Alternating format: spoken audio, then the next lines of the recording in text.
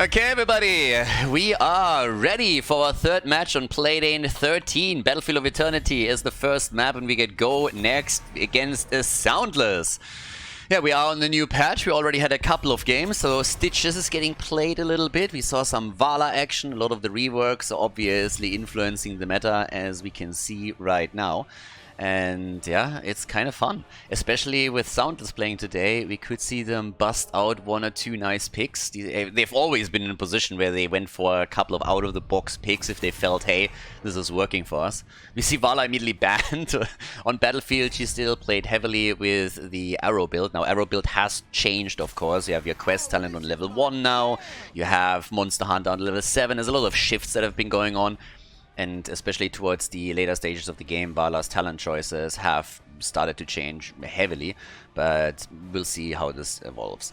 Anyways, another thing that I want to let you guys know right at the beginning, especially since Lucio has already been picked, as a couple of talents currently banned, because once again there's some major bugs in the game, and Lucio is affected. His Mix in Fire apparently was supposed to reduce the cooldown reduction to by 30, and it set the cooldown to 30, something like that. Yeah, so it got banned out. We have another bug on Jojo where Falling Sword is apparently doing double the damage, double the stuns and stuff. Pretty much everything triggers twice.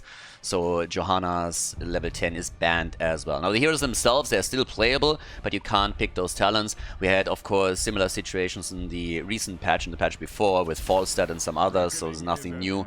But if you pick one of those talents as a player, then the game is forfeit pretty much. So you run that risk if you pick the hero. But yeah, in this setup we get Rexa again. We have Hoga also. Jimmy is in play, and we get Wit playing Tyrael. The lone talents are all active at this point too, of course. So we had some fun with those. It's always a little bit tricky to display that properly in the UI. I still am not 100% certain if I want to talk to Ali if he can change it a little bit or leave it as is. Problem right now is that for some of the lone talents the display is really nice, but for Jimmy it's at the same time a stacking talent. It makes it a little bit more difficult to graphically display all of this. But yeah, I think we're going to get used to it. Also, the experience globes are now in action. I already told my opinion about that. I think plenty, so I don't think we have to go over that again. We got our Diablo and Malfurion set up here with the last pick for Nenopy. Nenopy, of course, known for his Li Ming amongst other things. And that could be a Li Ming pick unless she gets taken away on the other side. Blade is going to go for the side lane, of course. And there's Greymane. The doggy is back. Okay, Tyrael and Blaze. We're going old school on this one. Greymane is in, and that leaves us with the last pick for map number 1 before we're heading into this best of 5 series. And I honestly expected a very quick lock into Li Ming, but apparently he has other plans today. What else are we going to get here? For a second I was thinking maybe Tracer, and then I looked at the other lineup and I was like, whew, not happening. Not against Jimmy, not against Greymane. And there she is, Li Ming. A little bit of a delayed pick, but they're going for it nonetheless. Let's go. Last time that the two teams met, it was a 3-1 victory for Team SoundLess. Let's see if they can pull that off again. They're currently in 4th place in the standings, and GoNext is, of course, in 7th place. Battlefield of Eternity, ladies and gentlemen, game number 1. Game number 1, Battlefield of Eternity. Let's go. Well, our boy Jimmy, no loans for him. The Exterminator is kicking in, of course. No stacking in this case. Yeah, we have a lot of changes. We talked about some of them already. Let's introduce the players first. We got Kelvin on Greymane, Wit on Tyrael, Skynox playing Lucio. We got Zero on Reyna, and Blade is playing Blaze. On the right side of the map, Nenopy on Li Ming, Hydra is playing Rexa, Ice Cream on Diablo, Shamzik on Malfurion, and Falender is playing Hogger. Okay, let's get the party started here. Now, in the new patch, as I mentioned, one of the biggest changes are definitely the experience globes. I hated them when they were introduced, and I hate that they're now becoming even stronger. I think it promotes bad play, and you should never, ever balance a competitive game around bad players. You should always balance it around the top, and then teach bad players how to properly play the game. Good example of this is when I, back in the day, like years and years and years ago, started to play a little bit of Dota. I hated Riki. I was farmed by Riki every single game. I thought it's the most OP shit that ever existed. I was raging against it. And then because I was so mad, I decided that I would look into how to counter that guy, how better players than me were dealing with him. Learned very quickly that, at least back then, he wasn't even part of the meta, couldn't understand it. Informed myself, learned how to play, got better, and then was able to deal with him. That's how you should act and not just cry foul the entire time and expect the developers to make the game easier for you. But again, that's me. Always teach worse players how to play instead of balancing the game around them. For now, we got our XP globes as they are in the game. And of course, at the same time now, we have also these lone talents in action, this time not taken by Jimmy. We currently have our boy with Exterminator again. Some of those talents were changed, even though they pretty much do the same thing right now. And in this case, you've already seen it, Exterminator here, with some pretty solid setup. Greymane is in. I mean, Greymane is going to chunk down the Immortal in the first place. That's going to be really, really nice for them. And that's going to be pretty solid. So they got Jimmy, they got Greymane. And if they want to race on the Immortal, they can definitely do that. Now, the bottom camp has been taken by Team SoundLess, but in the meantime, one of the heroes got rotated up towards the top side. Hydra can't do anything about it, so we're ending up with the traditional split on the camps. Each team takes one. And yeah, off we go. The Journeyman cooking is in. Blade gets ganked up a little bit, but the blue team is not the only one who's up at the top. Both of them are currently present and engaged in that little 4 versus 4 over here. Yeah, with good damage coming out. So Ice Cream getting a few more stacks together on his baseline, of course. And the new habits are also slowly getting worked towards on Blaze. And new habits is kind of important here if you want to have the unstoppable frames, of course. This is not necessarily the map where you go for a lot of globe talents. Oftentimes we're seeing that in the form of Rexa when he decides to go a different way, as here with the Grizzled Fortitude, instead of simply going for his extra armor.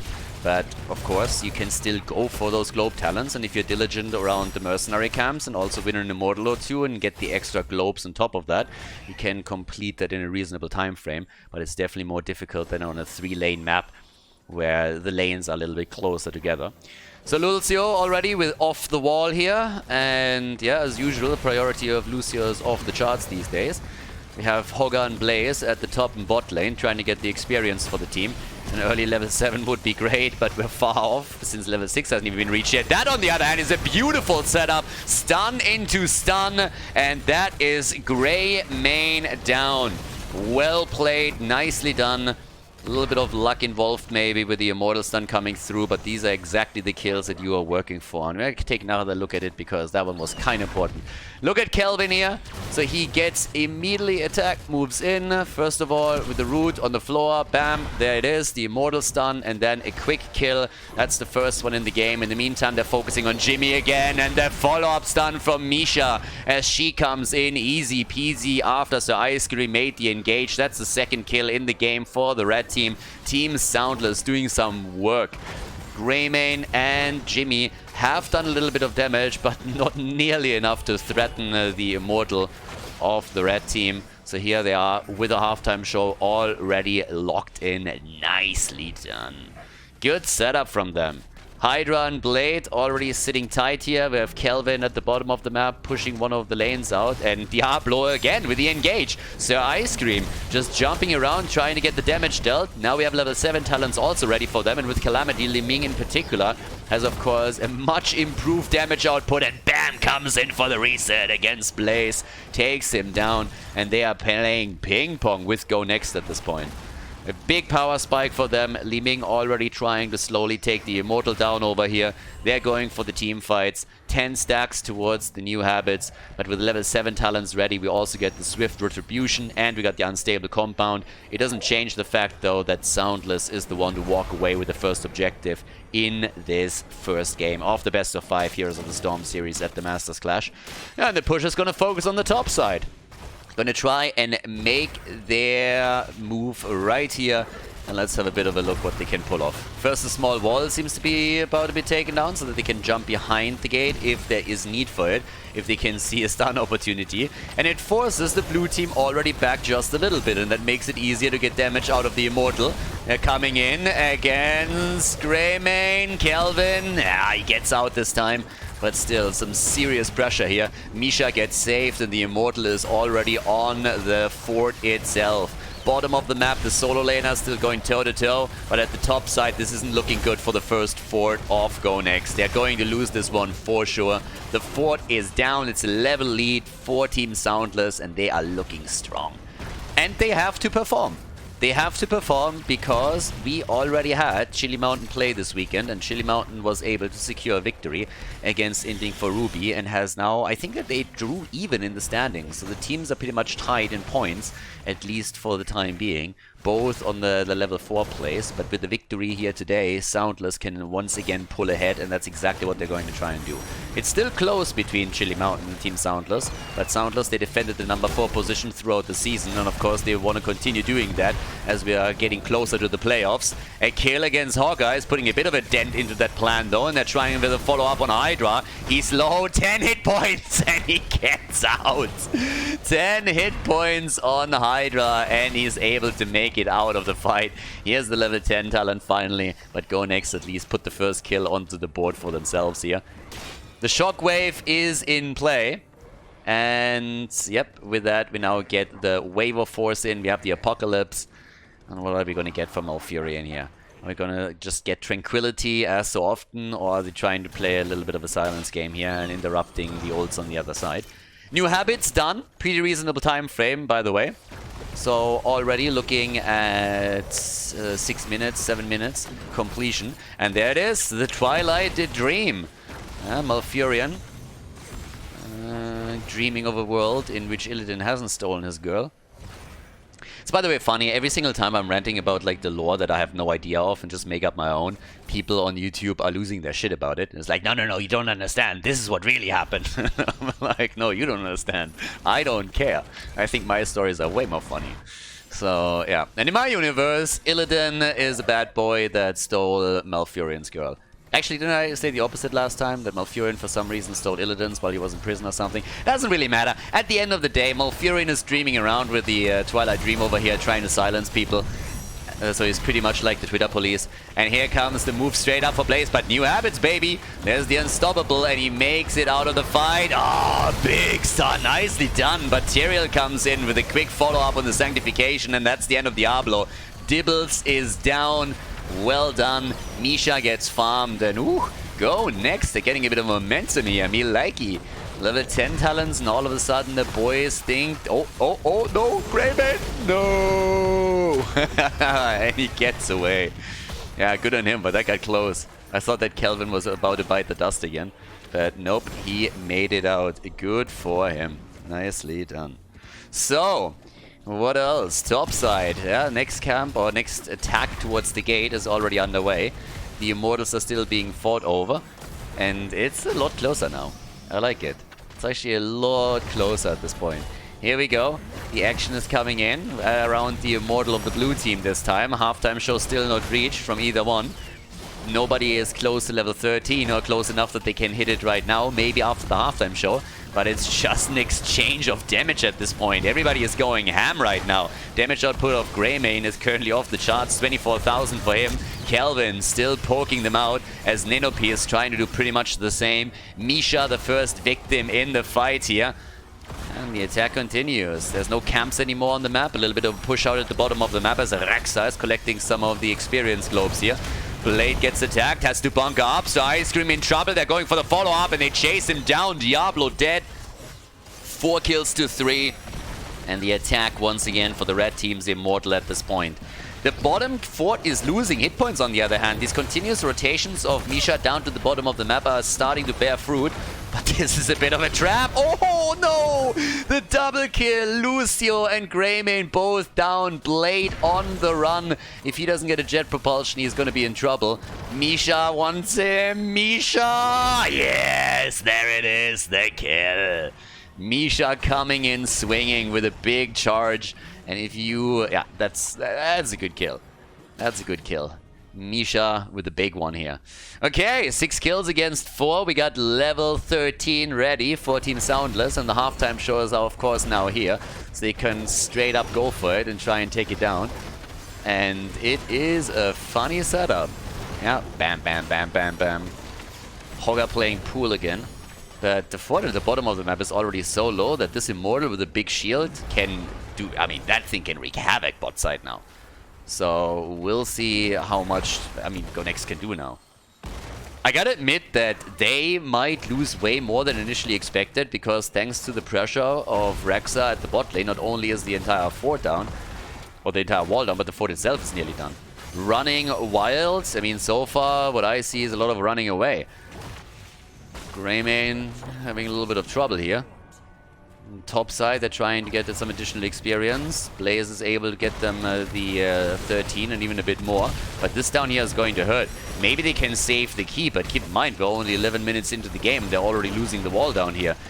If SoundLess is making a good play around the Apocalypse, the attempt is there, but it did not work out. And Diablo is greeted by a bullet straight between the eyes. Just as he makes the engage, Greymane is ready for it. Here comes the flip on Blaze, but the bunker is there. Immortal still doing damage against the keep itself, and the Twilight Dream has already been used by Malfurion too. They go for the kill against Tyrael, and they get it.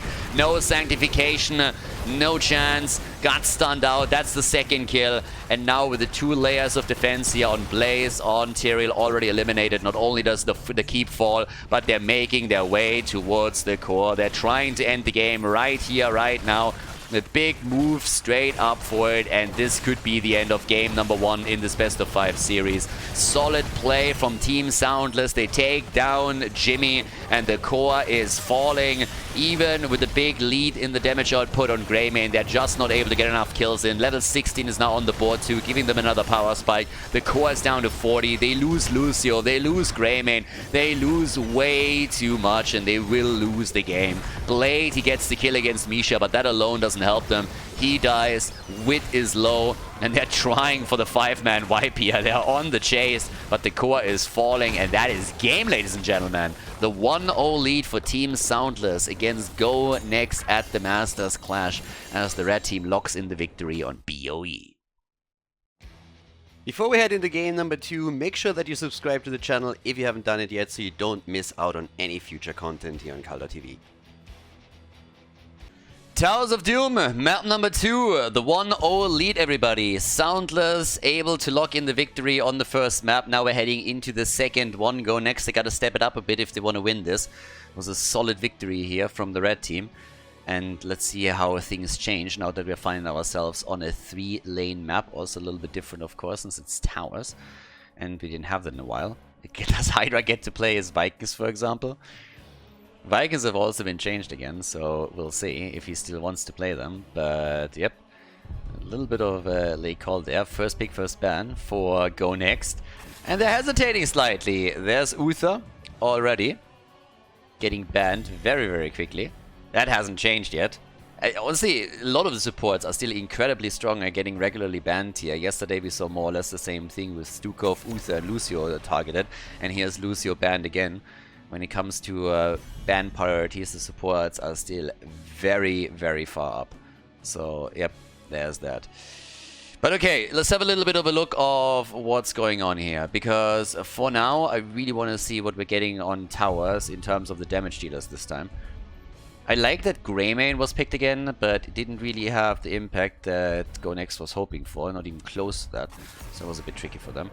Okay, there's the Anubarak ban again. I feel they are very, very reluctant to go up against another one-shot combo. We could see Nanopy again on Li Ming. And even for the side lanes, the easy rotation that we could have with the solo laners could look very similar to what we had on the last one. But Uther banned, so no main tank Uther, no Uther solo support. Vala gets banned again, which makes me a bit of a sad panda. The multi-shot build that we've seen on Infernal Shrines can of course be insanely powerful. If you stack properly towards the later stage of the game, I mean, boy, are you dishing out damage. But Vala, she is getting banned a lot right now. And had 2 games where she got played, both times picked by Inding for Ruby, if I'm not mistaken, and they lost both of them. Stukov as the first pick, so immediately you're thinking, of course, Varian or any kind of stun front line that could help setting the lurking arm up. But how exactly are our boys in red now going to start into the game? That's the first question. What is SoundLess going to do here? What are we going to get for Hydra, for example? What is Ice Cream playing? Is he going to play another game around Diablo? Are we going to see them mixing it up a little bit? And it's Sonya. Starting things up with Sonya. That hasn't really changed. And Chromie! Okay, the Chromester is back. A little bit of the poke damage. That's already annoying for Stukov. If you're starting to set up your lurking arm, you're pretty much asking Chromie to rip you a new one. So that's one of the things that Farlander is going to be looking out for. 100%. And yeah, we'll see. Every kind of animation is always kind of nice. There was still a time where you would, for example, play Muradin against Chromie in HGC, and every single time that Chromie would go into the attack animation, Muradin players would try to stack against her and just simply jump in and stun her out and then collapse onto her. Dignitas and a couple of other teams have done that quite regularly, but that was, of course, quite a long time ago, and therefore also a lot of patches ago. We got Kelvin on Hanzo this time, and Wit on Maze. There's a lot of slows already involved, with now also Maiev being banned out, just to make sure that they can't go completely ham on that. A tether added to Maze slow can be nasty. Hanzo's kind of safe of Zeratul. I just want to see if they're going to go into a macro game, honestly. With SoundLess, you know that there's always like Hydra who could play something. Granted, they got Sonya already locked in for him, but of course they could switch that in the swap round quite easily, bait them out a little bit, and then take the pick towards the end of it. So that's something that they could do here. Haven't done it so far yet, though. Okay, there's Tracer and Malfurion. I was talking about Tracer in the last game a bit, but of course that would have been a bit suicidal considering that Greymane and Jimmy were on the other side. Don't really want to go up against that if you don't have to. But in this case, they already have the Malfurion locked in. They have Chromie. They have Tracer now. And that is a solid setup that they can definitely use to put additional pressure onto Go next here. With Sir Ice Cream still missing out on the tank. So you can adjust a bit on whatever gets picked by the blue team now. And we get a Genji and Urel. The Space Goat is in the game. And also Genji plus Hanzo. Shimada brothers are both taken here. And how is Sir Ice Cream going to react to that? What are we going to get from him? But this is a solid setup. Nano P, his Liming is pretty solid. If now with Tracer he's able to dash into the backline, attack Stukov a little bit, maybe take Hanzo out, they can really needle away at them. And here comes Stitches! Our boy is back! Yep, Stitches and Malfurion, so they already go for a combo. With all of that said and done, let's head straight into Towers of Doom, map number 2 of the series, ladies and gentlemen. Game number 2. On the left side of the map, everybody, Wit on Mei. We got Zero on Hanzo, Skynox on Stukov. We currently have Kelvin on Genji and Blade on Urel. On the right side of the map, Hydra for Team SoundLess on Sonya, Shamsing on Malfurion, Nanopi on Chromie. We get Farlander on Tracer and Stitches played by Sir Ice Cream. Now again, if this is the first game that you're catching in the new patch, Stitches now has on the baseline the extended hook range, the fishing hook, but it kicks in automatically at level 13. So what was before a talent that you had to pick on level 13 is now baseline once you reach that level. At the same time now, we have the patchwork creation a little bit changed. You have extra armor that you get here too, the extra healing. It's just survivability in general that is very important there. Yeah, and of course the goal is always going to be to hook the target into a root. That's something that hasn't really changed. Whenever you play Stitches, you want to have a follow-up. You want to have a stun, you want to have a root.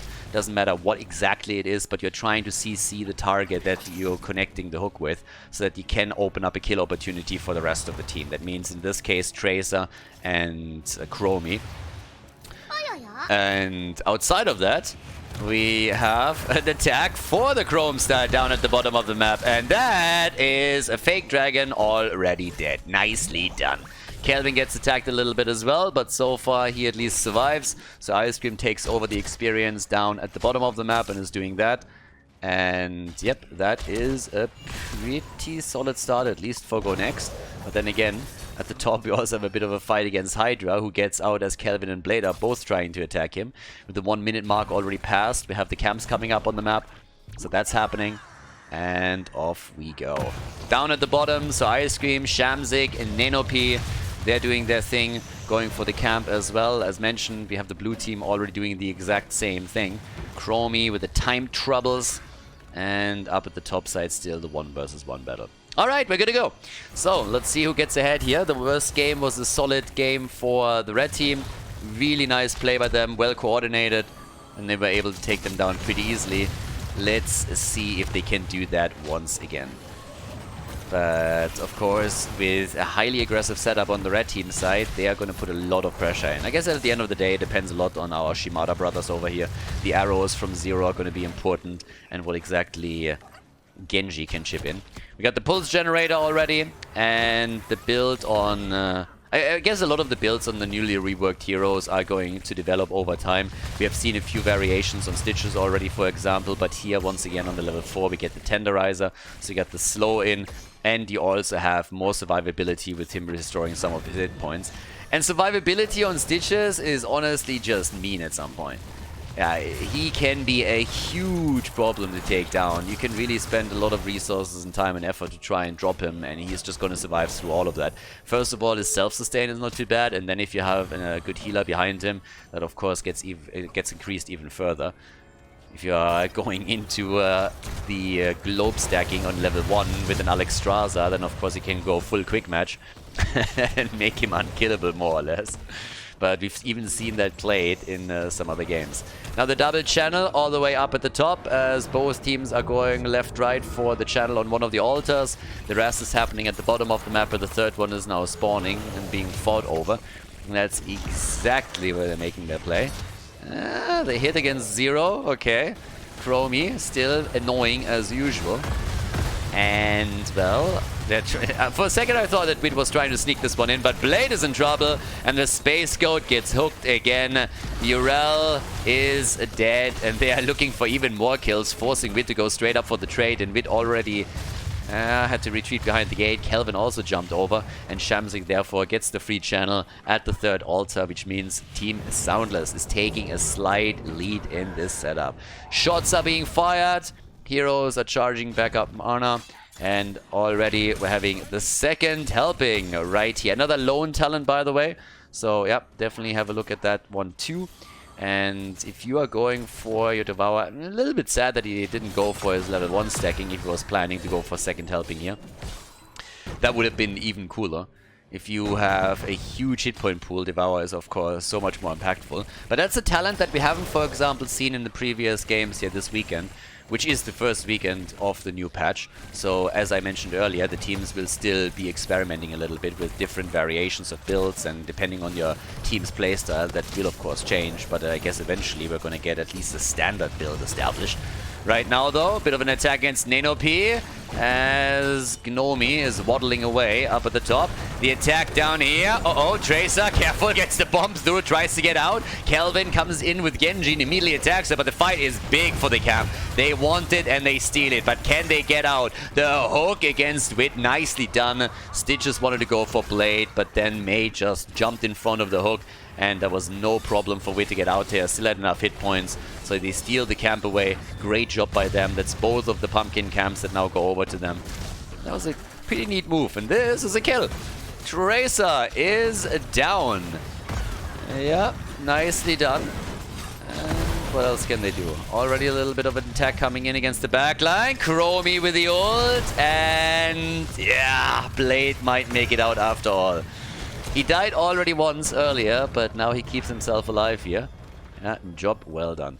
Now, by the way, guys, if you are not familiar with the concept of a lone talent, here's a good example of it. So pretty much you are starting with the quest reward, and the more often you die, then you're reducing the value that you get out of the talent.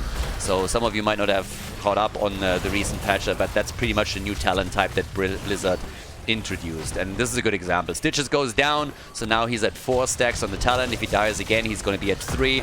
So the more often you die, the less beneficial for you, meaning the spike exists at the beginning when you pick it and not later when you stacked it. So Tracer goes down, another kill, double kill for them, and the blue team are starting to gain a bit of momentum here. I like it. With 4 kills to 1, they're now doing fairly well here. Initially, they lost 2 out of the 3 altars that spawned in the first wave. But now they are not only starting to catch up, but they're even pulling ahead a little bit. With the early level 10 talent, we got Hanzo's arrow now in. We also have the X-Strike. Bit of an attempt to catch Nenopi down at the bottom of the map with a wall, but that didn't quite work out. And as both teams are locking in their heroic abilities, we get the leap. Okay, so Sonya is going to jump in for that. Stitches, is he going to go Gorge? Are we going to get Bile here? They're going to try to escort the... Yeah, Gorge it is. There's the hook. And, well, there's the Gorge. The arrow follows. Was against Genji anyways. He should have been able to escape here. X-Strike is out. Stitches in a bit of trouble. Turns it around with a quick Devour. And so far, nobody has died in the encounter. Leap has been used too. And there's another hook and a big one. The follow-up, beautiful, of Malfurion. Fantastic follow-up on Malfurion. And that leads to a kill against Genji this time. I like it. That coordination was absolutely on point. The initial setup with Gorge didn't quite work out for them, but that was real solid. And that's why we're going to take another look at it. Yeah, check this one out. Stitches, keep an eye on him. Here comes the hook. Then the root, an insta follow-up on it. And that's a quick kill against Genji. Nicely done. This is exactly how you want to execute as Stitches play. So, good for them. 2 kills against 4. They are able to steal one of the pumpkin camps away as Genji is out of commission. And in the middle, talking about Genji, Blade gets attacked as Genji is coming in to help Urel out a little bit. There's of course another pumpkin camp up on the map that they're already going for. And down to the bottom of the map, another hook. So Ice Cream is starting to hit those hard. It's always fun to see Stitches in the game, I gotta admit. Every single time that Stitches was a small part of the meta, I don't know, I don't want to have him in every single game, but if he's played in 50% of them, I'm a fan. That's a nice idea. The Gorge to secure the altar. You dirty, dirty boy.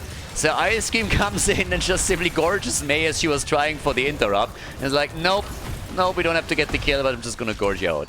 So now we got instead Tracer kill, but they got the altar channel already through, so that was kind of neat. Stitches dies. That means that his lone talent is now at 3 stacks out of the 5 that it started with initially, the second kill against him. So he's losing a little bit of value on the level 7 here. Yeah, but still decent move. I mean, he got them ahead. 32 against 28 now. So there's that. And all the way up to the mid lane, that's where our solo laners are currently playing out. With the virulent reaction now taken by Stukov. Big power spike for him, of course. The level 13 talent is ready for go next. And they are honestly the ones that are really making most of the plays here. I mean, they're kind of dictating the pace of the game. They are a bit behind, but they are threatening the bottom bell tower. And if they get the conversion going, then we could see some serious snowballing right there. So, yeah. That's a little bit of a jump here. Stitches, now that he has level 13, again, baseline is instantly completed. So now he has the extended hook range and can still pick a talent. Whoa! Hydra with a big jump, but the ice wall is there. A little bit sad. Every single time you see the girl jumping, you want to see at least some value out of it. Stitches now, following up, heading straight into the chop over here.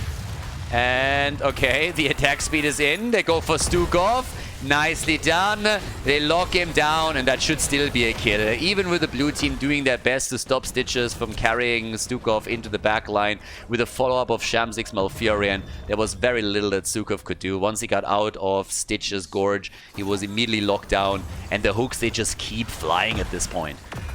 Yeah, here comes another quick attack coming in. Good damage output against Wit. Blade also on the run. The altar gets channeled, and they steal them. No, they didn't get it.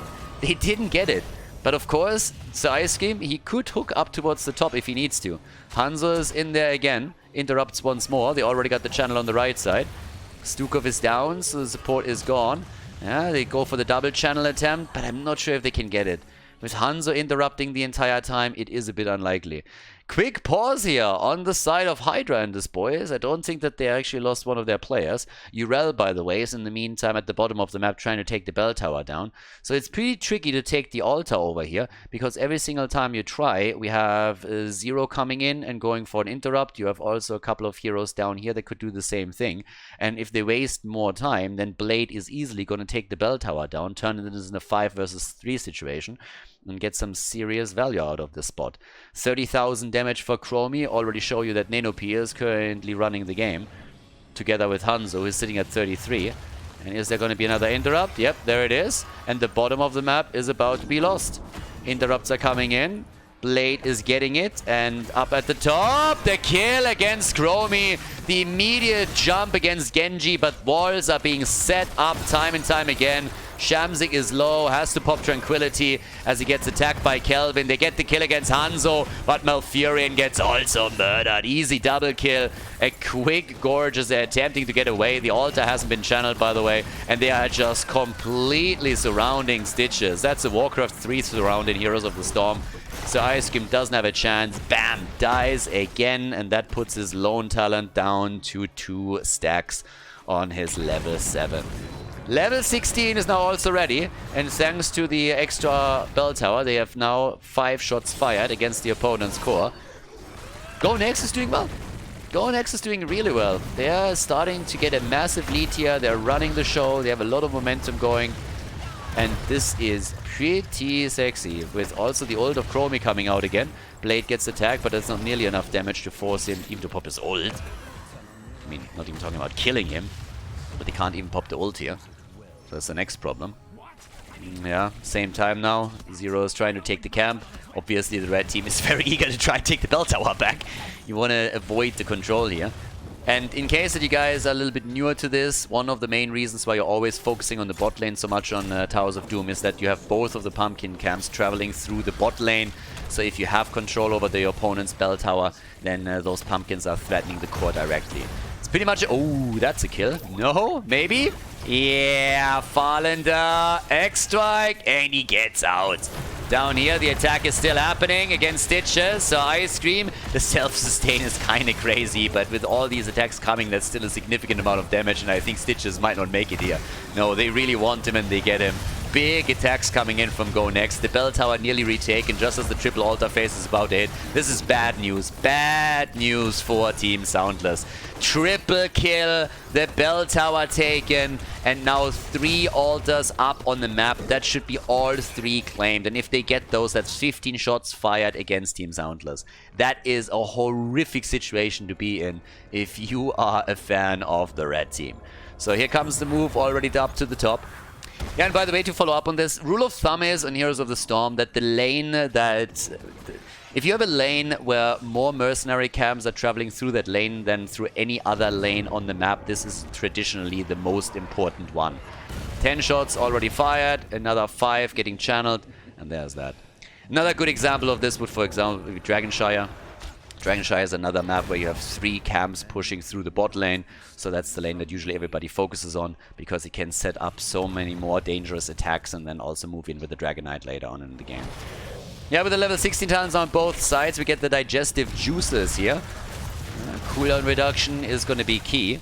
And I really would have loved to see that build with a Hungry for More on level 1. Now, to be fair, the level 1 that he has right now is not useless. Ah, beautiful Gorge play. Yeah, that's exactly where you don't want to be. The Death Zone kill, thanks to Stitch's Gorge. Now they're attempting to make a play for Blade. Not sure if they can get him here, but they're trying to. The backline gets attacked though, and Kelvin gets the kill against Sonya. Nicely done. And there's a big hook against Blade. But they just don't have the follow-up right now. Yeah, I would have loved to see Hungry for More with Ice Cream as a level 1. The level 1 with the Patchwork Creation is definitely not useless, don't get me wrong, when you're using Devour. But there's nothing more fun to see than Stitches with an enormous hit point pool that uses Devour with a level 7 talent, with a level 16 talent, and just chunks them out and heals himself up to a huge amount every single time that he is able to do that. But to be fair, this isn't really the map where you normally get an insane amount of globes. You can, but we're 15 minutes in and they're already under pressure. But if we ever see him play Stitches on, let's say, Tomb of the Spider Queen, I would really like to see that variation, just because it is funny as hell if you get to that late game and have an insanely stacked Stitches that then can play around Devour with the cooldown reduction and everything else that it offers. So for now, we currently got 13 kills against 5. Nearly a level lead, more than a level lead for Go Next. And the hopes and dreams on SoundLess, of Team SoundLess, hinge on a good hook and a follow-up. Double altars up on the map, 12 points against 24. This is of course a comeback map, so if you gain some momentum, you can always try to get back here, sooner rather than later. But can they? That's the question. If they get to level 20, then the cooldown reduction on the hook is also going to be neat for the Ice Cream. But they're already looking to see what they can catch here. But the focus on Stitches is there again. He needs the Devour and he doesn't get it because Stukov shuts him down. There's the level 20. Sonya leaping in. The big ice wall hit in the back line. And they are following up with more kills. Malfurion is dead. And they're going straight up for Chromie. Farlander gets attacked too. And that is going to be bad news for Tracer. Yeah, it's 4 kills in total. And the double channel for another 8 shots fired as Blade and Stukov both went for it. And of course, with only 4 shots on the core, it means that Boss will end the game. And that's where they're headed immediately. Go next with a very, very solid second game in this best of 5 series at the Masters Clash. And they tie the score. They tie the score. Hydra gets attacked too as the shots are being fired. Might still survive because the core is down. And that is 1-1 in this best of 5 Heroes of the Storm series at the Masters Clash between Go Next and Team SoundLess.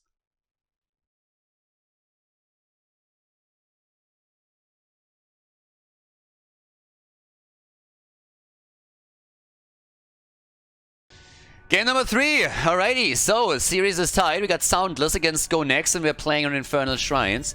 Part of me hopes that we get a Vala in this game, but I honestly think that she's going to be very quickly banned out again. Now, to tell you the truth, there's a chance that we're going to get her, because this time it's a first pick position for Team SoundLess. They are the ones that have banned Vala so far every time. So we'll see what exactly happens there. Uther already is getting banned. Okay. And what happens now with the second ban? Because that's the position where Vala was banned every single time. And this time they're not doing it because they're saying, hey, if you don't mind, then we are going to take her. So the question is Go Next going to ban Vala out? Yes or no? And they don't. So there's a chance for an early Vala pick here. And I think we're going to definitely see her here. If SoundLess for some reason decides that they don't want to go for Vala because they're prioritizing another pick, their opponent would definitely do it. But nope, there she is. Awesome! Yeah, Infernal Shrines, I think, is still, hands down, the best map for her. And we'll see what's going on here with the build. I mean, this should be a multi-shot build, hands down. There's pretty much nothing else that you can play or should play here. Infernal Shrine's multi-shot is just way too good. You can carpet the entire shrine and always get value against not only the objective, but also against the opponent. So, yeah.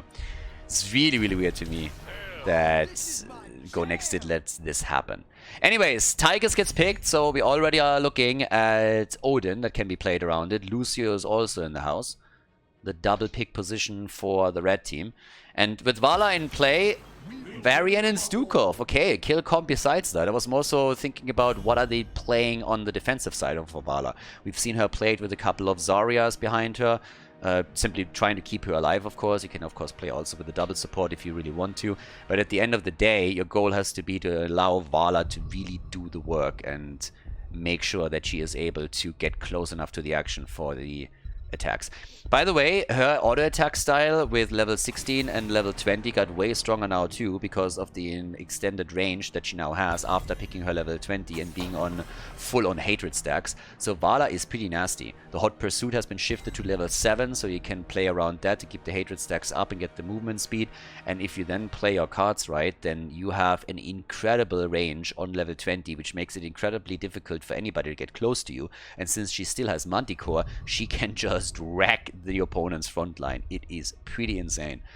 Now Diablo gets banned and so does Sonya. Spin to win on Infernal Shrines, of course, still quite powerful, and so are the Diablo stuns into the walls.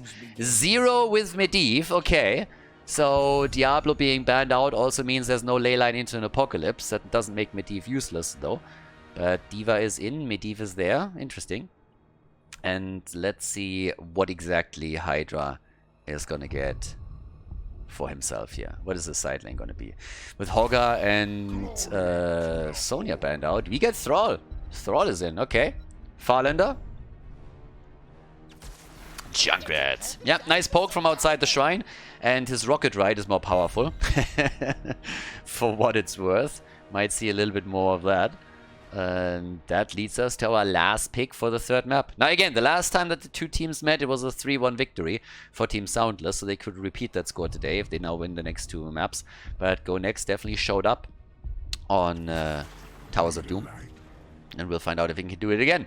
Blaze as a main tank. Infernal Shrines, everybody. Go Next against Team SoundLess. Let's jump into the third map of the Best of 5 series.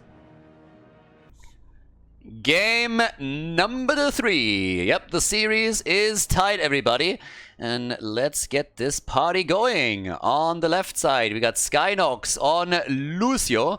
We have Wit on Blaze, Kelvin on Tychus, Zero is playing Medivh. In game number 3, we got Blade on Diva, Hydra with the Trolling Thunder on level 1, playing Thrall for Team SoundLess. Nenopi, as expected, is going into the Fire at Will, the new level 1 that we have over here. And Farlander on Junkrat, so Ice Cream on Varian, and Shamzik is playing Stukov. Okay, let's go. Yeah, the level 1, honestly, the damage increase that you can get on this one is pretty amazing. This talent is awesome if you can stack. If you have a lot of brawls going on, if you have a lot of team fights, you can get so much value out of it. And during the later stages on a shrine, she can just absolutely destroy. So, yeah, there's that. Anyways, now as all of this is shaping up, we got on level 1 also the Neural Stim Pact over the new habits, so no unstoppable frames from him. To be fair, they have Medivh in their lineup, so that is definitely an additional layer of defense that they can use. Yeah, and it's all about the stacks now for Nenopi. Trying to slowly stack, get a couple of multi-shots in, work around that, and see what he can do here. So that he is getting stronger and stronger as the game continues. Already jumping in very easily here. And look at Skynox trying with Lucio to boop him back into the team. Obviously, one of the problems when you're trying to get all those multi-shots in action is that you're eventually going to run out of mana. And that's always a bit of a problem. Yeah, 3 stacks by now for Vala though. And that is an additional 50 now. That is an additional 20 damage already. Yeah, a little bit too early for that. Not the only one that is stacking, obviously. We're keeping our eye on Medivh, who has on the baseline 6 stacks. Another one of those where it's all or nothing. So you really want to make sure that you're not dying here. Too many Medivh players have been caught just a couple of stacks before they completed the talent. Junkrat is also going to be kind of interesting. I honestly want to see a little bit more fun around the level 10s. It was kind of awesome when we had a few clips already shared where Rocket White was really powerful. So far we've mainly seen the Riptire again, for good reason obviously. But we might get into a territory where Rocket White becomes an occasional alternative here.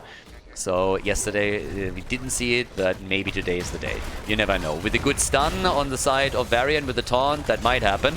And talking about the taunt, there it is already. And the follow-up of Junkrat is immediate. Varian with a taunt, and then the first thing that happens is that the mines get placed down by Junkrat, and they are putting Wit in real trouble, and they are even able to get the kill. After he was helped away from the team by Lucio, I didn't really believe that they would be able to lock that kill in, but nicely done.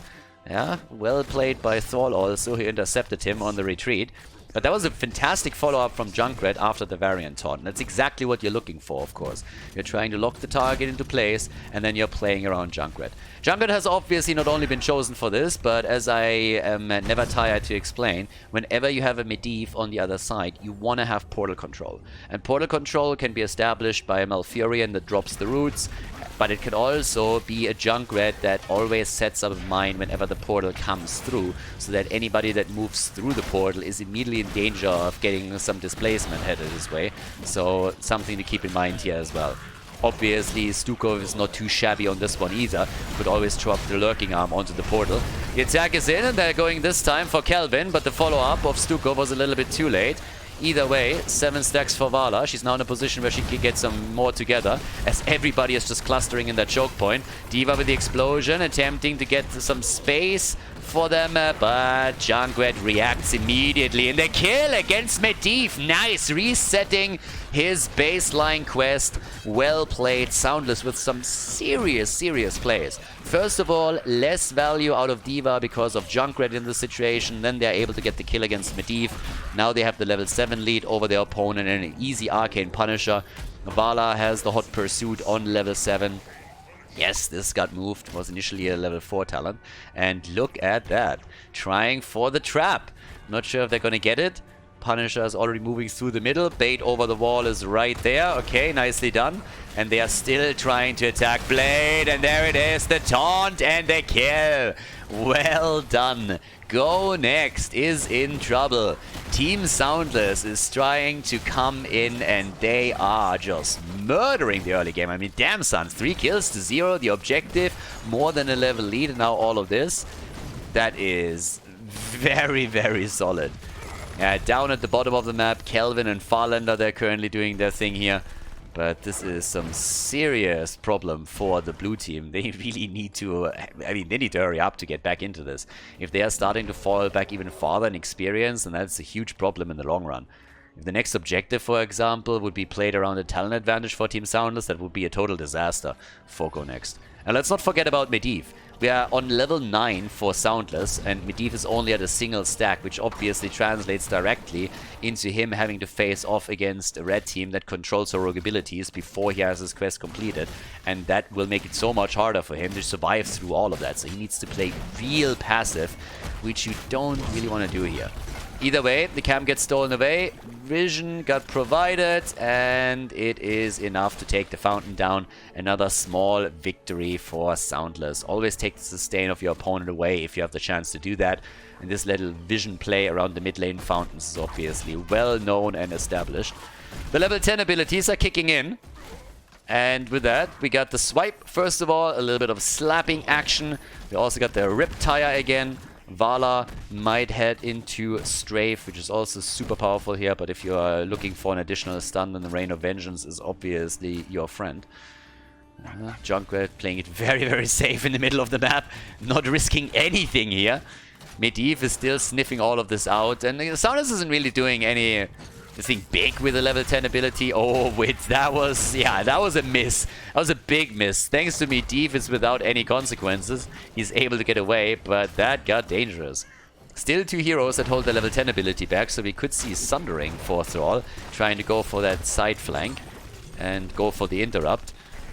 Same time, the ult's out on the other side, which gives us, of course, the ley line, as you would expect.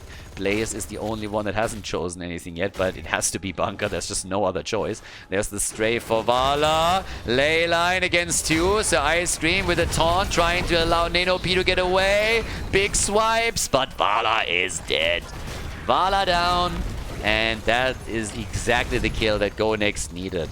And it also comes at a very opportune moment in time. It's not quite perfect, because Vala will be back for the next objective. Thrall has fun at the top lane, by the way. So he's coming in and nearly taking the top fort down. There's no fountain there either. The fight for the objective is going to be tricky for Go Next to begin with. Yeah, Skynox trying to go for Hydra, but even though Thrall might have been a little bit late on the retreat, there is still nothing that they could do to get the kill. 16,000 damage for Vala. Obviously already a very, very nice damage output from her. And it's going to increase now on the fight here, as she is coming in. It runs straight into the stun. There's the quick multi-shot, but bunkered up already. Yeah, another play. And once again, the play around the displacement of the explosion. Nicely done by Junkrat. Farlander is really paying attention to this with his cooldowns too. Kelvin has already committed to Tychus Odin, and after level 10, that's of course the big one. There's no level 13 talent advantage for Team SoundLess yet either. And there's the kill against Medivh. The stacks reset again. The follow-up on Blade. The pilot is trying to get away. There's absolutely no chance. It's a double kill. Medivh and D.Va both out. Even more damage output from Nenopi as he comes in with another multi-shot, sitting at 25 stacks for now at the 8-minute mark. And they are murdering. That top lane doesn't stand a prayer. They're going to come in, take the fort down as the rest of the team heads straight up for the objective. Nenopi is a little bit alone though. But it's a bait, baby. It's a bait, and they can't decide who to go for. Lucio, he's dead. And Kelvin is dead too. Okay. Which one are we going for? Lucio or Tychus? Yes. They get both of them. Yeah, nobody able to escape here. 7 kills to 1. And boy, that is a big lead. Now we have the level 13 Gloom again for Vala. The virulent reaction as usual for Stukov. And with the Punisher, they can now start to murder the top lane even a little bit further, especially since they're also taking the camp. Obviously, the stacks on Medivh have been reset again. And they're already moving through the gate. If there's a jump procced, then you can follow up with Varian. And it gets procced, but one of the towers is already down. And guys, that is just devastating for Go Next. They are having such a tough time in this game. It is incredible. D.Va gets attacked. There's the ley line. The Punisher is out. They're proccing Odin. Also, Bunker has been used. A lot of Go next. They're trying to turn into pirates over here, but they're having some trouble. The fort, the keep, it's down to 50%. The rest of the team is already moving back into the mid lane, trying to push this out too. The talent is finally there, but obviously only limited value out of Kelvin's Odin. Had to pull it as the attack was headed towards the keep. But yeah, they are struggling. They're definitely on the back foot here. They're having a tough time. And they're getting the camp stolen too. Camps get stolen. They can't make the engage. We still have the attack right over here in the middle. 30 stacks now for Vala. Nothing to write home about yet, but that's still some solid damage increase. She's an additional 120 that she has with that. And Manticore is kicking in soon too, putting even more pressure onto the front line, which is obviously even more of an issue. And there's another hit. Comes in, gets a shot against Witfired, and that is another 4 down. Structures are falling on the side of the blue team time and time again. And level 16, yeah, that's a big power spike. And it's a big gap. That's a 2-level gap between the two teams now. And that is not good news. And no Manticore, no! Punishment is in. Okay, so we're getting the cooldown reduction. Now, that is awesome as well. No attacks against the front line. That could also influence the level 20 talent, by the way. Haven't really seen any other setup than the Farfly Quiver with Manticore on the new patch on the top level yet. But yep, there we have it. Cooldown reduction at max hatred, so as long as Nino P is keeping his hatred stacks up with the level 1 and the hot pursuit action, he's going to be in a position where he can shell out even more multi-shots and then obviously also attempt to stack his level 1 even further, which is going to increase the damage output. I mean, it's a vicious cycle at that point. Traps also everywhere on the ground here. Junkrat with endless nades, and they gotta trap them all. Going full Pokemon on us. 9 kills to 1, and guess what? That fort at the bot lane is not going to fare any better than the one in the middle and the top. It's also going to fall right here. So, here we have it. Medivh at 4 stacks. We're 11 minutes and a half into the game, and Medivh has only 4 stacks. The 2 kills against him were absolutely devastating, of course. Zero has very little chance of completing the quest in this game unless they are finally turning it around, but it is not looking good. There's more pressure coming through the bottom of the map now as they're taking one of the towers pretty much down. The next objective is announced in the middle, and for the blue team the most important thing now is to somehow soak level 16. Get that soak in, close the gap a bit, and yeah, do your best to win the next objective, because if you lose it too, then you're in even more trouble. The good news is that for the defense, it's very unlikely that SoundLess has a talent advantage. They're not getting 2 levels just by simply going for the objective here. So it should be an even fight on this one. But that also means that it might be the last chance for Go Next to make a big dent into this. 30,000 damage for Vala, 23,000 for Tychus. Odin, of course, still kind of important. There's another taunt. And Vala is still getting some damage out. A great leyline, though, straight into the setup. And good moves by Stukov. Still a bit of damage done with the explosion, but not enough to really take someone down. And the fight isn't over by any means. The bunker has already been used too. Hydra is trying to get out with Thrall, and he's able to escape. Everybody is still alive. After this massive onslaught of Go Next, nobody died on the side of the red team, and they still have a fountain in the mid lane that they could head to just simply reset. So Ice Cream is doing exactly that as he's starting to move back in, but they're abandoning Nano P for a second, and he's saved by the wall. There's the attack against Lucio, and he's down. Kelvin dies too. That's a double kill, and that is a disaster. An absolute disaster for Go Next. 44 stacks by now for Vala. They're heading straight to the top lane as we have a big push coming in with the mercenary camp and the minion waves here. And they're going to stack this even further. Vala is on the way, so is Junkrat. They're going for the kill against Blade. They can't get him, but at least they dropped the mech. Here comes Farlander again. Also, of course, looking for some additional displacement. 11 kills to 1. It is absolutely nuts. SoundLess, they stepped it up so much after the second game. Definitely not happy with the outcome of Towers of Doom. Now, after taking the keep at the top, they're moving straight into the mid lane to drop another one. Damage output of Vala at 42,000, still easily top damage in the game. And they're looking to end, of course. They're going to look to end. They don't have the level 20 yet, but they will take down the keep. And then it's only a question of whether or not they can get a few kills here. And they are aiming at it. Yeah, they're going straight up for Blade again. And there's at least the Riptire. Wit makes it out. Guess what? The keep is not going to be so lucky. That keep is gone 100%. And here we have it. Easy attacks. Yeah. 20 isn't there yet, but the catapult is already homing in. The shield is falling, so are the hit points. It's a 5 versus 5 at least, and Go Next is doing what they can. The ley line is out again. The catapult's still firing. The core down to 63. Shamsik is a bit in trouble. The attack is still going strong, though, and Diva gets attacked again, but has the mech back up. There's the level 20 now, finally, and we get the Farflight Quiver for SoundLess Vala. The core down to 24%. They're trying to save it, but there's just no way. With Lucio dead, Taika is dead, Wit getting attacked here, and Blade also falling. The core is gone, and that's a 2-1 lead in the best of 5 for Team SoundLess, ladies and gentlemen. GG, and well done.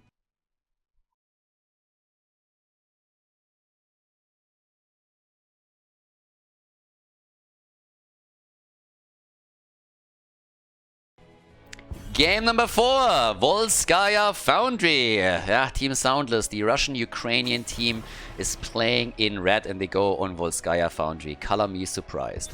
The only thing that they need to now go for is Zarya. Alright. At the same time, I gotta admit that I am not 100% certain where all the players are from. I usually go for the Russian-Ukrainian mix, because I could also go for Russia and future Russia. But some people get triggered by that because they can't take jokes that they don't agree with. No, but all jokes aside, these guys are... I never know exactly where they're from, and obviously they are Russian speaking, so there's that. But they're always mixing and matching. It's never even the same team. You start from one season and the next, and all of a sudden the players are mixed again, so you never know. But either way, you get the drill. And our comrades in red, they are having an inherent advantage on a Russian map, of course. And at the same time, they also have the color red now. So yeah, Zarya could be a good pick here for this. We saw Zarya a couple of times already with Vala as the second support setup. And if you're playing with, let's say, Garrosh, if you're going into a play with him, then of course the speed bubble on level 4 is always kind of nice. Something that the Donuts started to do first, more so than any others, but yeah. May as a first pick for a lot of control on this. Also on the bans, as you can see, neither has Vala been banned out. Chromie is available. Li Ming for Nanopi is up. It's actually... I mean, picks that we are seeing a lot on this map, especially for the red team, are Alexa, Vala, they're taken, not banned, and immediately picked. Lucio also open, and therefore also taken. It's actually a bit surprising me. Go next, what are you doing? What's happening here? Vala and Lucio in the first rotation? Are you kidding me? There's the Rexa pick. This time on the red side, though. I was about to say that there's a chance that Ninopi picks his Li Ming again, but now that he gets Vala, why would he, right? So there's that. And yeah, here we go. Maiev gets banned out, and oh boy. I mean, good Hanzo arrow can go a long way here. Setting it up with the ice wall, maybe even. Making some plays around that. One of the cool things that we saw now a few times is actually Mei against Stitches. So you have an ice wall. Whenever a Gorge comes in, you just set the ice wall up and try to save the target, which can definitely work. And I like Mei comms in general, because if you play her properly, she is just fantastic at controlling the opponent's team and really just zoning in the area. But Vala Lucio to start things off with. Whew. I'm still a bit curious to see what they are doing at the front line now. Notice, by the way, that Anubarak and Varian have both been banned. So there's that. And what are we getting? Well, Thrall again, okay. And Tyrael. Every single time that I see Tyrael these days, I'm getting a little bit excited, because we saw so many games now with Judgment. This looks way more like a Sanctification game to me. But the possibility of Judgment being a thing these days is awesome, because for years Judgment was just a sad joke or something that you would see in Wood League and Plastic League. But now we have Tyrael in a position where, depending on the lineup that you're playing, you can actually play Judgment and you get some value out of it. Now, this is not really going to be the game for it, but it's kind of awesome to see Tyrael being a little more versatile in the way that it comes through. We have Zeratul in for 0, so Vala is going to be attacked, and they need something else to help Vala out a little bit, or Zeratul is going to rip Ninopi apart. Malfurion also taken, so even more CC after Rexa stun, after Mei setting something up, a Hanzo arrow, they can play that. And we actually get Tacita. Okay, so they go for Tacita right here. Well, map number 4, interesting. Let's see what they can do with this. Volskaya Foundry, everybody. Our 4th map in the best of 5 Heroes of the Storm series. Between Go Next and Team SoundLess here at the Masters Clash. So let's see which team takes it on Volskaya Foundry. Game number 4, let's go. Go next against Team SoundLess. Skynox playing Malfurion in game number 4. Zero on Zeratul. Wit is playing May. We currently have Kelvin on Hanzo and Blade on Rexa. Hydra on the other side is playing again the Trolling Thunder on level 1 for his Thrall. We got Shamzik on Lucio. Nenopy this time with the arrow build going into the puncturing arrow on level 1. Curious to see how far he goes with that. We have Sir Ice Cream on Tyrael, and Farlander is playing Tacita.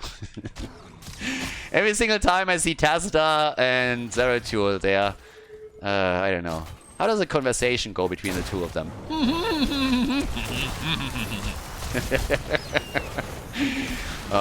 Stupid telepathy shit. But yeah, if you don't have a mouth, it makes talking a little bit difficult. I mean, Zeratul, he's also overdoing a little bit with the face mask. I mean, didn't you hear, buddy? CDC said once that you're vaccinated, you can get rid of those. Look at Tacita.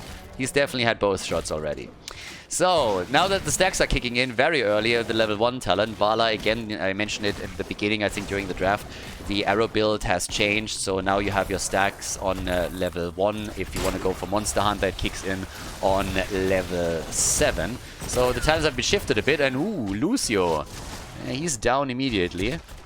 Taken right away. Yeah, Zeratul, we've seen it a couple of times now with the move unseen here as the level 1. So a little bit of a movement speed setup, raises the cooldown on the cloak. So let's see if he can really home on Vala.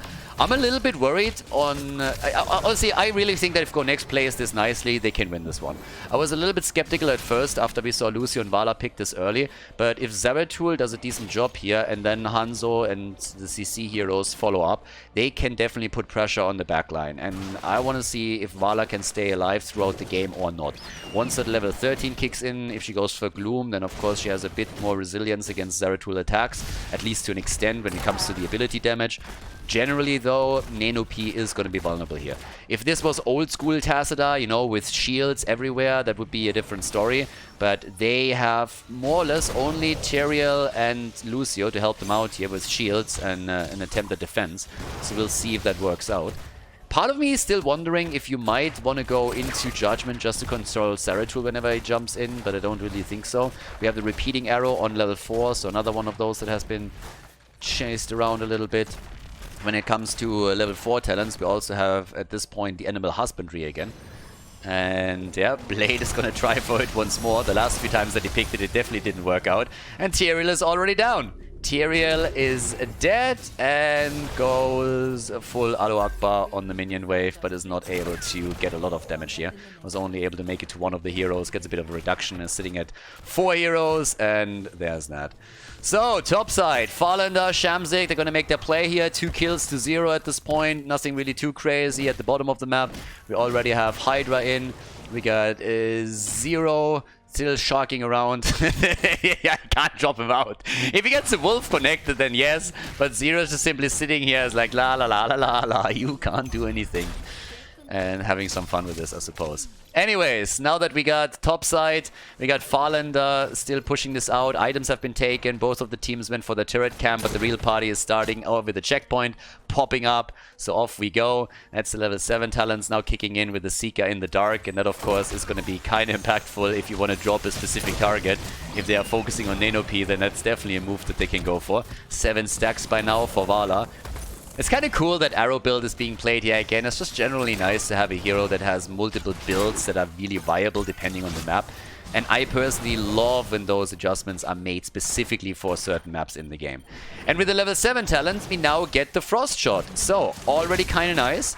So you have a little bit of a synergy with the slow first and foremost, and then you also have the extra arrow damage. Would be even more awesome if you would have more heroes that could go for the slow here, and we might see that in the future, but that's of course also where you're dropping Monster Hunter, not going for it. So there's that. And off we go. Wit gets attacked here, another Wolf connects, gets a bit of damage in. Also the boombox here for Lucio, with Ancestral Wrath as usual taken for Thrall, which you definitely should. And off we go. Blade down here, looking for the next item. 68% to 42 on the progress on the checkpoint. And of course, another talent that we now have that will definitely help them out a little bit is the Swift Retribution. Not only important for Vala, but also Thrall, to mention just two of them. Zeratul is pushing out the top lane a little bit. It's a bit of a more cautious game, at least initially. But Go Next, they have 2 kills to 0, and they are also leading in experience. If they can win this game, they're going the full distance in this one. There's a chance that happens. So they're going to be looking for that win, and so far, it's a nice setup. 68% against 52, as the red team is taking control of the checkpoint again. And there's Nenopi more so looking for stacks now. Trying to get another arrow connected. Slows are of course important for him, so always wants to go for the multi-shot first to increase the damage output. Against Misha in particular, if you're just focusing on stuns, you can definitely do that here. And talking about Misha, they're going for it. Another stack has been acquired. Here we go. 11. And they're zoning them off again, just a little bit. Kevin himself. Kelvin also taking some damage. Items, of course, are still available for both teams. And Skynox and his boys, they have the additional healing beacon thanks to them taking the camp at the top a bit previously. Double turret is already down. They're going for it. They're dropping everything. Every item taken. Hydra under massive pressure, and he gets out. Receives a shield from Sir Ice Cream as well.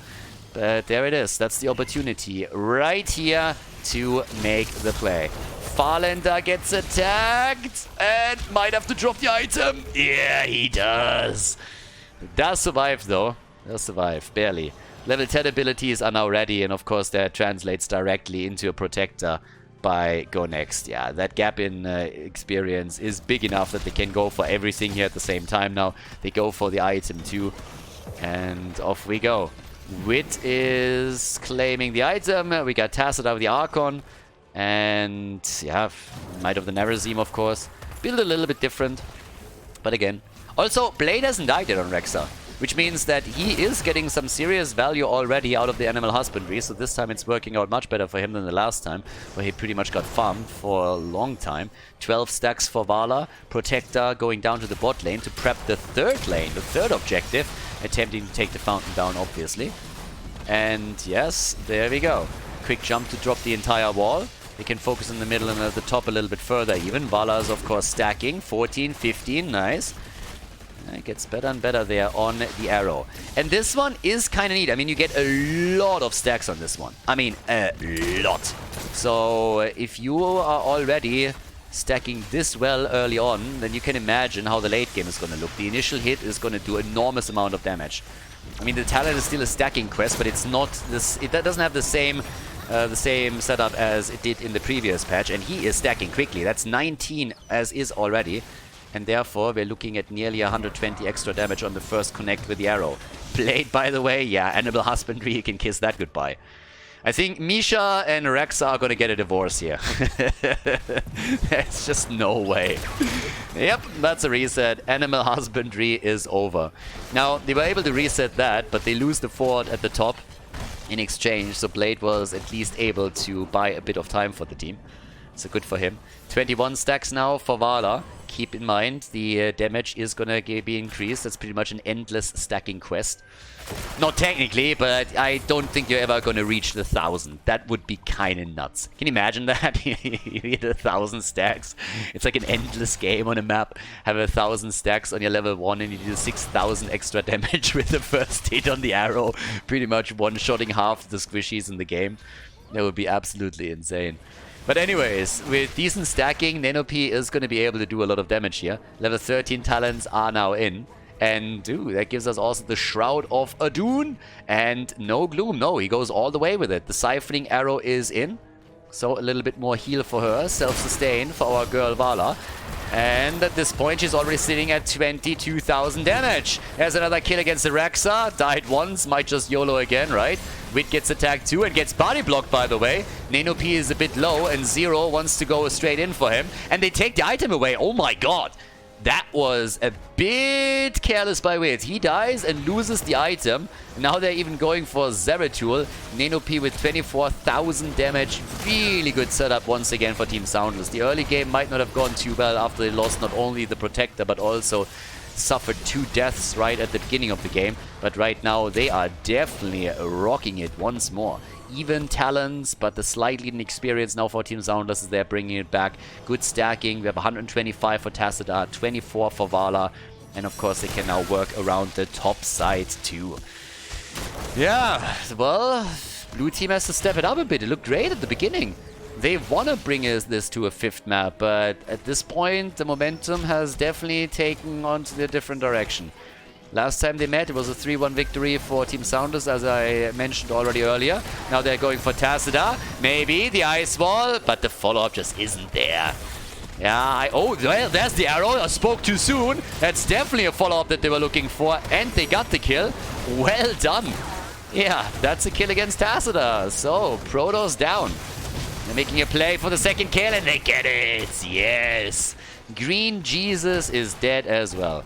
I never really understood why Thrall was called Green Jesus in World of Warcraft. I mean, he's more like Moses to me, splitting the waves of the opponent's team. And by the way, check out that kill here. So the ice wall comes in first, and then look at that Hanzo arrow as the follow-up. That was the moment where they locked the kill in completely. Bam! Straight to the face, triple arrow, easy kill.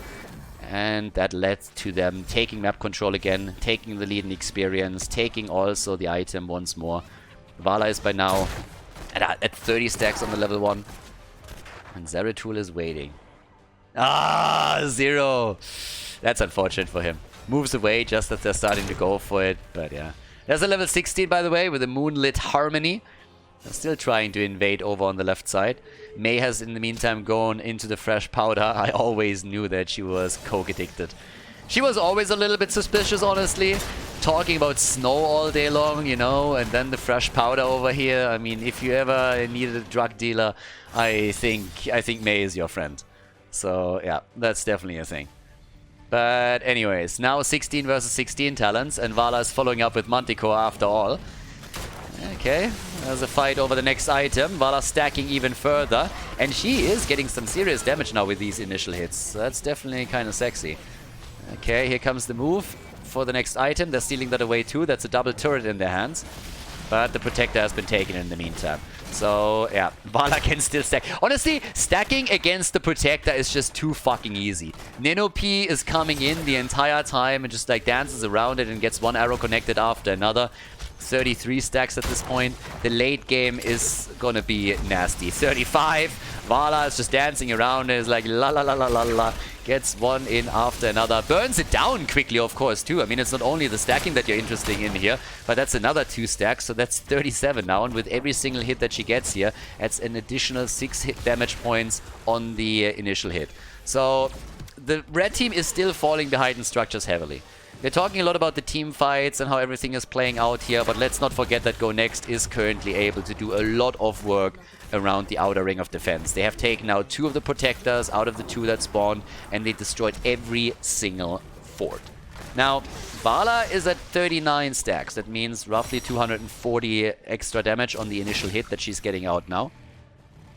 And yeah, she's at 38,000 damage. That's more than Hanzo, who's of course chipping in that poke damage time and time again, which is also kind of neat. But yep, 4 kills to 3. They're in for the long run. I kind of like it that you go for the build on this map. This is traditionally a map that normally lasts quite long.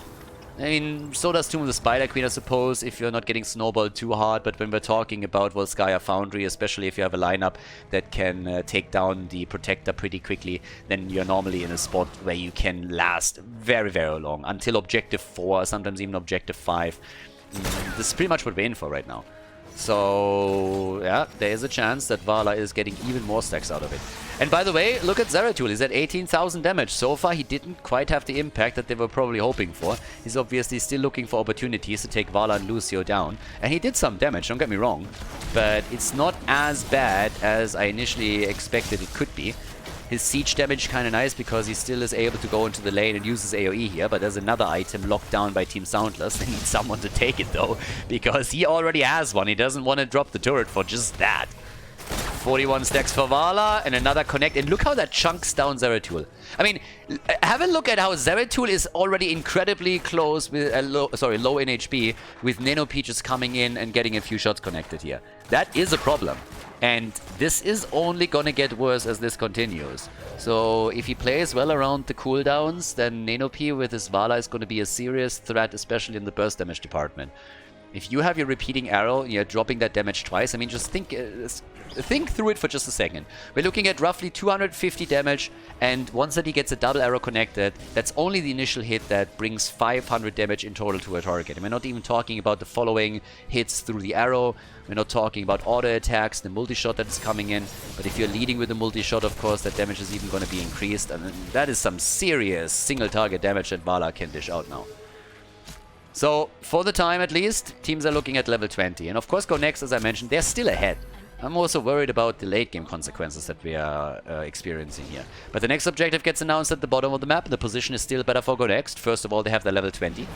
That's the biggest one. With that, we get the Twilight Falls and also Shatter plus Serenity. But also, they still got the fountain down here at the bottom of the map. So they have more sustain around the bottom objective that they can use at any point in the game. So that is another one. But, well, as you can see, damage output, Vala still leading. They're trying to get their experience. The item advantage is insane, by the way. The item advantage for SoundLess is kind of crazy. Yeah, Vala again gets another couple of hits in, gets her quest stacked even further, and is 10,000 damage ahead of Hanzo. Of Hanzo, who already is taking a lead over everybody else in this game. I mean, Hanzo always has a lot of stacked damage. Now they're trying to go for Blade. That would be a brilliant kill if they can get it. But the Feign Death dodges out on a lot. Vala with a 20 goes into the Acrobat. 2 additional charges of Vault. Fuck me. That is gonna be brutal. The Cull drops are giving her a little bit more safety, but can you imagine her just dancing around and getting these stacks in now? Oh my god. The mana pool is gonna be the biggest problem for Nenopi. That's the moment when you want to have a Malfurion that can give you some mana. But they take the fort at the top. Mei is locking in the objective at the bottom of the map on the other hand. So yep, they have another one here. But holy hell. Acrobat as well. This is going to be kind of fun. With the level 16 choice, it could have been Farflight Quiver, but he is all in on the arrow setup now.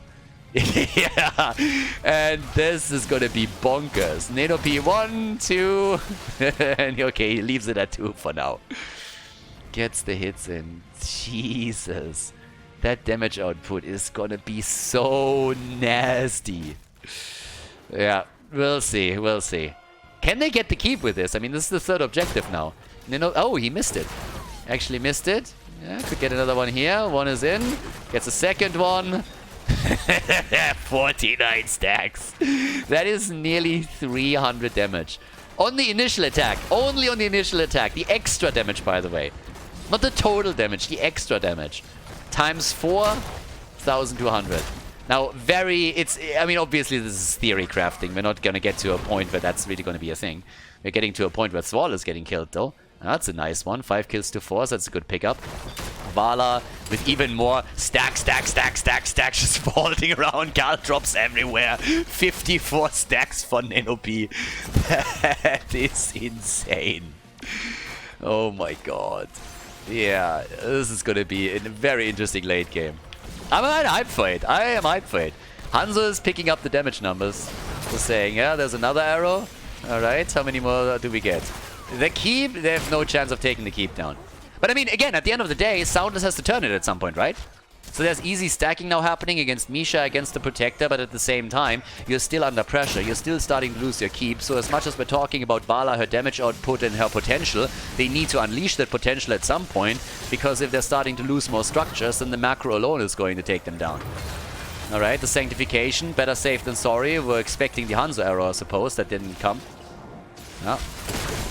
Vala coming in again. Getting another one, another 2 hits. 59 stacks by now. Tassadar also continues the stacking process in 185. But they want those team fights. Okay. So next little setup. Another shot is being fired. Good stuff for them. 60 stacks. 360 on the first one. I mean, again, guys, check it out here. So the new puncturing arrow, the quest talent right here. And yeah, it's kind of nuts. So a little bit of mana refunding. Even with that, if you're going for all the vaults here, mana is at some point going to become a problem, I suppose. But yeah, that is some serious, serious damage. Can you imagine anybody going one-on-one on a lane with Vala now without minions around? I mean, you can kiss your life goodbye pretty much immediately. If you're facing Vala in a one-on-one right now, you must be suicidal. If you're trying to commit Sudoku, that's the best way to do it, I suppose. But boy. Or you could, of course, just neck yourself a little bit. Kappa. But yeah, that was a meme. But outside of that, going up against Vala in a 1 versus 1 is a pretty good way of pulling that off. Okay, anyways, now, what else? We have currently still I mean, they're playing insanely cautious. I mean, nobody really wants to go for the team fight right now. The red team is saying as long as we're not losing keeps, we're stacking and we're getting better and better and better and better. And yeah, the blue team, they are just not willing to engage in a team fight that they might get murdered in. As long as they can get the objective, it's absolutely fine to go for that. Okay. Also, well, Shamzik, careful, my friend. While we're talking about Zeratul, hashtag free cure. Farlander, 50% HP. Is that the kill? Nah. But it might be more stacks for Vala. Ninopi is jumping into the fight and is immediately starting to get a few more out. And already the blue team is on the run here. Here comes another one. Yeah, shots are being fired. Ninopi is still playing it fairly slow, and I like it. He's not exaggerating anything, but Wit is now in trouble. Wit is really in trouble. The hits are there. Oh, Ninopi, the attack! Zeratul wants the kill, and they barely keep Vala alive. Those are the plays. That's exactly what I want to see from Zeratul. Nice! He's the one who has to come in and help Vala out. Help Vala out by killing her. End the suffering. But no, right now, that's what Zero has to do. And he nearly pulled it off there. That would have been a fantastic kill for them. 64 stacks for Vala. Zeratul, ooh, missed the Singularity Spike. The quest is completed for Tacita. Yeah, the damage output that they have is nuts. It's just a question of whether or not they can stay alive. Obviously, the Twilight Archon is doing its thing. They try to go for the Protector this time, and this is Protector number 4. So this one is gonna hurt, especially since we're already 22 minutes into the game. The top lane is another concern, though, because we have a camp pushing through, and it could eventually lead to the keep losing a couple of hits points here. Ford in the middle is now getting attacked too.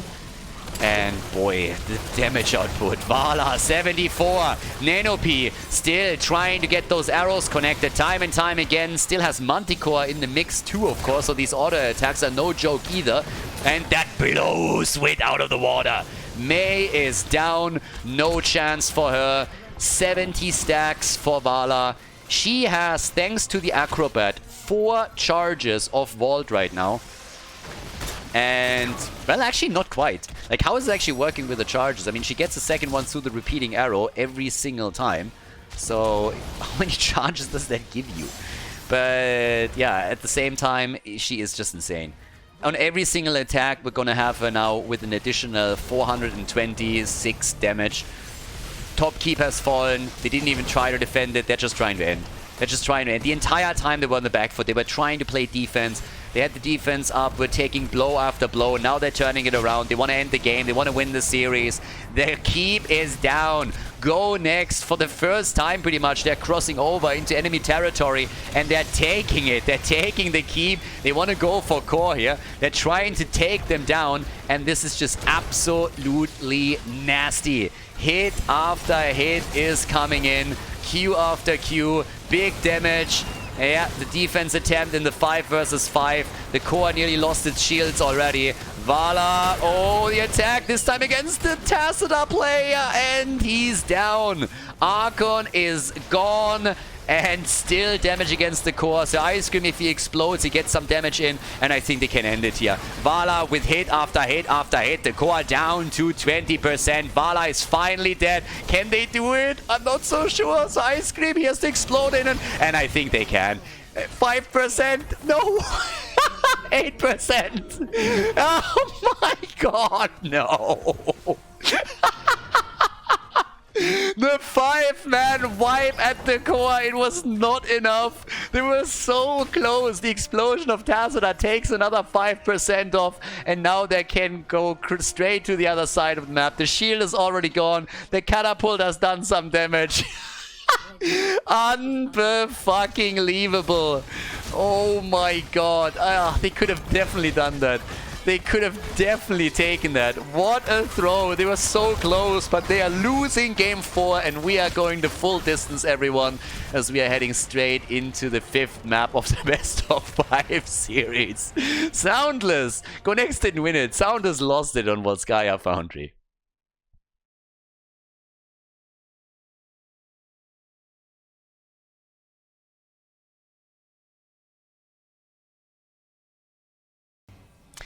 Dragonshire, game number 5. Okay, let's go. I gotta admit, I didn't expect us to be here after how insanely Tacita and especially Vala stacked in the last game, and then the objective was taken. And they were at the core. Now all of a sudden it's the 5th game, because with 3% left they were all killed. Actually, not quite true, it was 8% left, and then the Tyrrell explosion took off another 5, but just not enough to end the game in their favor. And that was a bit of a throw. They could have ended that. They could have definitely ended that game properly. A couple more attacks against the core, and that's the thing. So, yep, we're heading into the 5th game, the final map of the series, and I am pleasantly surprised, and I'm not complaining. We had some fun ones, especially since we are looking at the new patch. It's kind of cool too, you know, you experience a few more of the new heroes, you see some different builds and other stuff, and yeah, that's just kind of neat. Anyways, as we're heading into Dragonshire, this is the map choice, of course, of Team SoundLess, and they are currently in... No, wait, it's the map choice of Go Next, my bad. So they are going for a macro heavy map. Lucio is banned this time. We have the immediate ban on Uther. What about Rexa? Is the King of Dragonshire getting banned, or is he gonna get picked here? That's gonna be the big question. So, yeah. They're hesitating a bit. I mean, there's a lot to take out here, and they go for the Inubarak ban again. They really don't like these dive comms. They banned Inubarak and Varian now multiple times, and we get Hydra with the King of Dragonshire. There is Rexa. Okay. Nice. We got our boy back in the house. Rexa and Misha, Batman and Robin. And they are back to business. And on Dragonshire, of course, you are going to win that top lane easy peasy if you have Rexa. As long as nobody rotates in if it's a 1 versus 1. And by the way, some people still don't get why you win the top lane. That doesn't mean that Rexa is the best solo laner. It means that Rexa is pretty much the best solo laner on the map, because he can hold the minion experience and also the objective itself, and in the long run that just wins you the lane if nobody else rotates in. But obviously this is a team game, so if Rexa is taken on one side, the opponent has to rotate heroes over. But that obviously focuses their resources also on the top lane much more heavily, and allows for maybe plays in the middle or at the bottom from the opponent's team. So that's one of the reasons why Rexa is so strong here. Amongst others. I mean, Rexa in general is just a very, very solid pick. Jimmy and Stukov. And here's Vala again. Yeah, our girl makes it into way more games today than I expected. And look what we have. We have Mei together with her. So if Farlander is gonna try and play around the arrow build again and goes for level 7, or just simply for slow damage in general, Mei can really help out with that. I mean, a lot. Okay, so a little snow girl over here. But that leaves us with our last bans off on the final map of the series, Game 5. Still can't believe that we're here, honestly. So, yeah, we get Karazim in as a ban. I honestly don't see it. I don't see the Karazim pick for SoundLess here. Not with that setup. Karazim in general, I'm a fan, don't get me wrong. And with the proper setup, if you're going for a Divecom, for example, he's fantastic. If you have an Abathar in the mix, and he's great. 7-Sider can be fantastic here too. But I didn't really see that as the biggest threat right now. So I really wonder what they are picking, that they are getting rid of him. Zeratul also banned out, so not this time. Vala's going to be a bit safer, which is going to be important. And what are we getting for the blue team? Is there going to be a secret pick that they have? Something that they want to make sure they can get in now. I mean, Karazim has a triple cleanse, for example, later on, so maybe that's something that they want to get rid of as quickly as they possibly can. Yeah, there's Varian. Okay, Varian is in.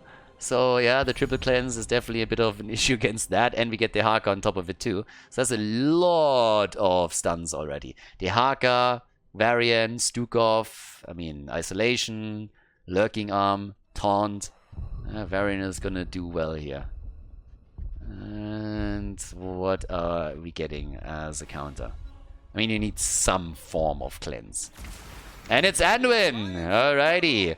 Anduin is back, everybody. Yeah, and Maiev as the last pick. Ladies and gentlemen, Map number 5. The game goes the full distance here at our Heroes of the Storm best of 5 match of the Master Clash. Let's head straight into Dragonshire. The final map, Dragonshire. We are still in our series between GoNext and SoundLess, and on the left side, it is Zero on Jimmy, Wit on Varian, Kelvin on Maiev, Blade on Dehaka, and Skynox is playing Stukov. And on the right side of the map, the Arrow build once again, this time with Mei in the mix, as already mentioned during the draft. We currently have Hydra on Rexa, so Ice Cream coming in with the Ice Storm, and Anduin played by Shamzik and Farlander on Alarak. Okay, let's go. Also on level 1, Exterminator for Jimmy, so no lone talent for him. Now Anduin has of course also been changed a little bit. He had another rework coming his way too, so we might see some adjustments on that end as well. But either way, for now, also with a low blow on level 1 for our boy Stukov, the Admiral coming in here. A nasty place, and it's stack time again. Now, there's a couple of things to mention about Vala immediately, but first of all, we have to focus on Blade because he's already in trouble, and that translates into kill number 1. First blood, nicely done. Easy kill right here. But yeah, for Vala, stacking is going to be a bit different here. Ninopi has taken over again, so they swapped heroes in the trade phase. But that means that he has now to stack against, first of all, no Protector, which is always kind of easier to stack against. But more importantly, there's no Misha on the other side. So now it's a bit tougher. If you're going up against the Rexa setup, then it's always easier to get these stacks in no matter what you're stacking. And in this case, he's not going to be able to rely on that. So kind of noteworthy here. Something to point out, but we'll see. He should at least get some additional damage with the help of Mei if he commits to the level 7 talent once again. So that's something to watch out for. But now the camps are being taken. Both of the teams are going for it. Kelvin is just guarding this until Wit is here. They were always a bit cautious. Need to double check if maybe there's an invade coming from the opponent's team. Slight change in prioritization from GoNext as they're going for their setup at the top left first and getting the Bruiser camp here. But now Jimmy is back on the job with Exterminator. So of course exactly what he needs to do. Go for the camps, take them as quickly as they can. And we are keeping our eye on Alarak, of course, as well. Our boy here is going to try to not only give the displacement, but also ensure that he gets some solid combos set up against the opponent's team and maybe open up some kill opportunities. Again, the Animal Husbandry. This time at the top side for Hydra. Hydra, one of the boys that brought the hero pretty much back. Already the repeating arrow for Vala, as you can see. And on top of that, we're getting the piercing light on level 4. One of the new talents that we have of Anduin right now. Okay. So, down at the bottom of the map, Kelvin is already attempting to set some of the damage up, I suppose. But, yeah. Already the attack with the taunt, the follow-up, and the trade of Mei's Ice Cream. He gets tethered so much. See.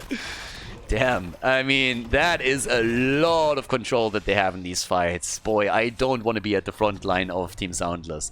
That is a lot here. Now, up at the top, the fight is still continuing, and with Hydra, of course, rocking the Animal Husbandry, survival is everything here. That's what he's opting for. Already double-checking. Shamzik on Anduin is checking the bushes as best he can. Alarak goes down, okay. He's eliminated. Double control. They're going for the camp at the bottom. Blade is still surviving here and is trying to gain control. At the bottom of the... They were thinking about going for the Bruiser camp, but they didn't thus far. On level 4, we already got the Lurker Strain coming in. Yeah, it's kind of crazy. If you would have asked me before the series started which team takes the win here, I would have told you 100% that it's going to be Team SoundLess. They played such a great season and are in the 4th spot for a reason. But now, all of a sudden, things could go very well. Badly for them. And Chili Mountain, they are looking at this and they're like, hey, can you please win the 5th one too? That would be awesome. Because if GoNext wins this series, then Chili Mountain is in a fantastic position to take over the 4th spot before the playoffs. Yeah, that would be the dream. Now, the level 7 talent, as mentioned a bit previously, has now been taken, so the Frost Shot is in. And that's, of course, where the Hungering Arrow deals even more damage against the slowed enemies. And that is where Mei, the synergy with her, is really playing the trump card. So Ice Cream at the bottom of the map doing his thing. Okay. And at the same time now, top side, Wit is already sitting tight. Blade is sitting here too. We got 1 kill against 1. No Dragonite just yet. Both of them are still fighting for control over the shrines. Nano P down here at the bottom of the map, just YOLOing some arrows out and getting some stacks together. Sitting at an easy 8 now. But Wit gets attacked too. Nano P might get another one here. Yeah, 1 connects. Comes in with a second. 10 stacks. But here comes the Haka. Shamzik, on the other hand, with the trade, saving Vala, putting her back out of harm's way. They're trying to go for the Ice Cream, but Nano P is actually getting a lot of damage against Blade here, and the Haka needs to be careful. Alright, that burrow was... there it is, the kill! Alarak the one to get the final hit in. Nicely done.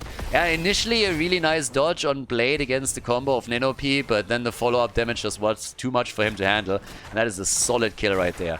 That gives us also 11 stacks for Nano P already, so 66 extra damage on the first hit with the arrow.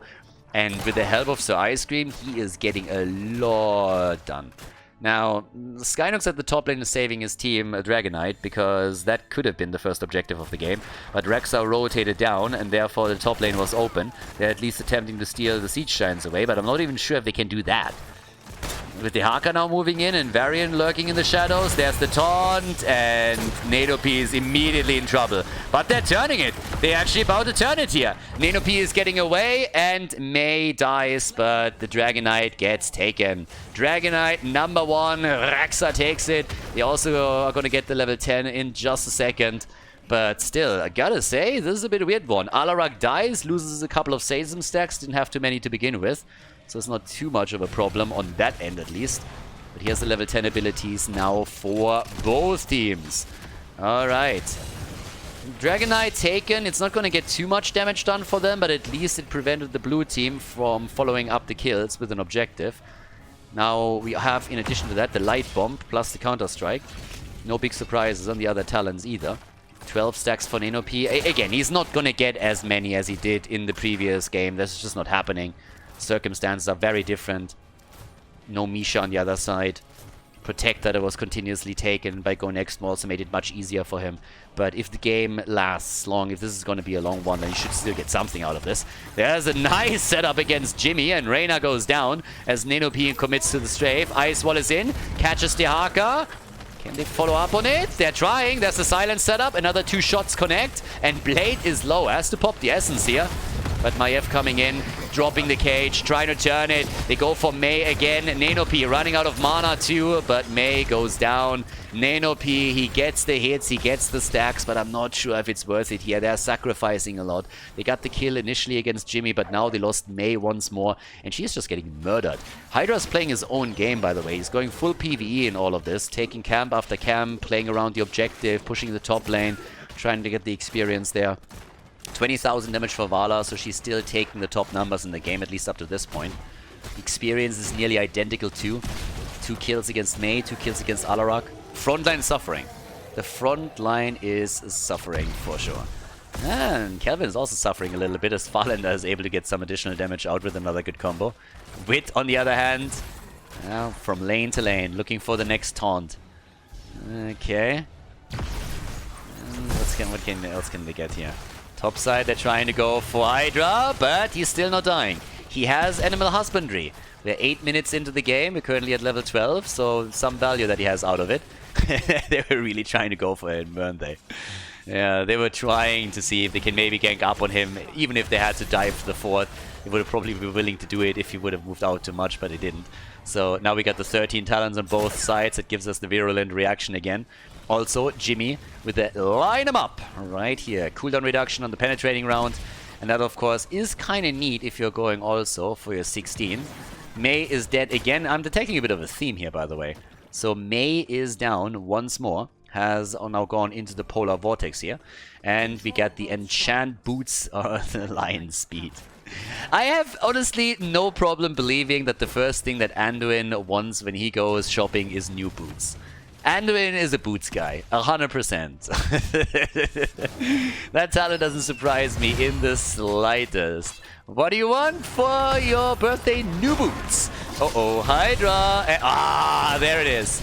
Anduin with a save. Nice, good value, making sure that Hydra doesn't die. That was a bit of a Monka moment. If he goes down here and loses all of his Animal Husbandry benefits, that would be a problem. As the game continues, the longer he can stay alive here, the better for him and Misha. That extra hit point setup that he gets here is going to be pretty nasty. Yeah, Blade gets put into a corner and he is going to go down, isn't he? No, he survives! He survives as the rest of the blue team is now coming in. Strafe has been used on the other hand, and boy, they're taking damage. But there's the kill. Misha down, Rexa down. The divorce is final. Easy kills against Maiev, and Jimmy has a follow-up, but the fight isn't over by any means. Alarak with another combo attempt, and Farlander survives as they take the Haka down. Nicely done. Nenopi, he's stacking out of his mind in this fight, getting hit in after hit.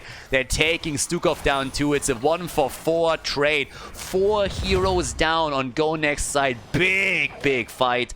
Bot lane pressure with the Siege Giants has to be taken care of though, but that was kind of important. They lost Rexa and that was a big problem, but at least they have killed 4 heroes on the return and gain a bit of map control. 7 kills to 6 now, and the chance to go for a Dragon Knight. But Wit is now taking over up at the top. Misha is coming in again together with Hydra, so they're trying to reclaim the spot, and they might be able to do that. But we already have a few heroes in the middle trying to prevent the Dragon Knight from being captured. And with Jimmy moving topside, Misha has to fall back. Yep. Here comes Alarak again. Good combo. And Jimmy was like, oops, mistakes were made. Yeah. But they're still holding on to it.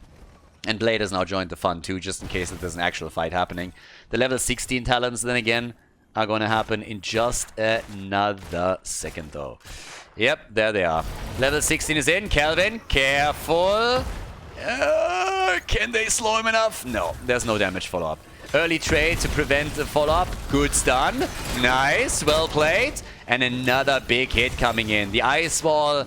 Yeah, that one didn't do too much. They wanted to isolate someone, but with the 16 already kicking in for the Haka, he can just simply move away with the tunneling claws here. We also got the Paint Him Red, so the cooldown reduction on level 13, Paint Him Red on 16. The synergy is obvious.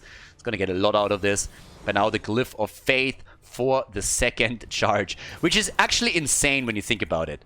I mean, just second charge on the Glyph now as a level 16 talent. That was already an insta-lock for most players on level 20. And now we have the second charge on level 16. That is just absolutely insane. So, yep, either way. Here comes the setup again at the bot lane. The Ford has already taken some serious damage. The move through the middle. And the attack is on. Top side, yeah, here we go. Taunt is in against Misha, but they're not even going for the kill. Hydra instead is getting attacked here. Blade, oh nice, Alarak again coming out of nowhere from his perspective, but the drag is in. Anduin though with one pull after another, and he is able to make it happen. Save the target, save Rexa, save the day. Save the cheerleader, save the world. Still a series that triggers me like none other, honestly. That series was so fucking amazing in the first season, and then the finale was a total disaster. I mean, it was one of the worst season finales that I've ever seen in my entire life. Game of Thrones came in and said, wait, hold my beer. But outside of that, it was just such a great series. There's so much potential, and then they ruined it completely. That Rider strike back then was just a disaster, but it was so good. And then season 2 and 3, oh, don't get me started. Just sad Pana times all over.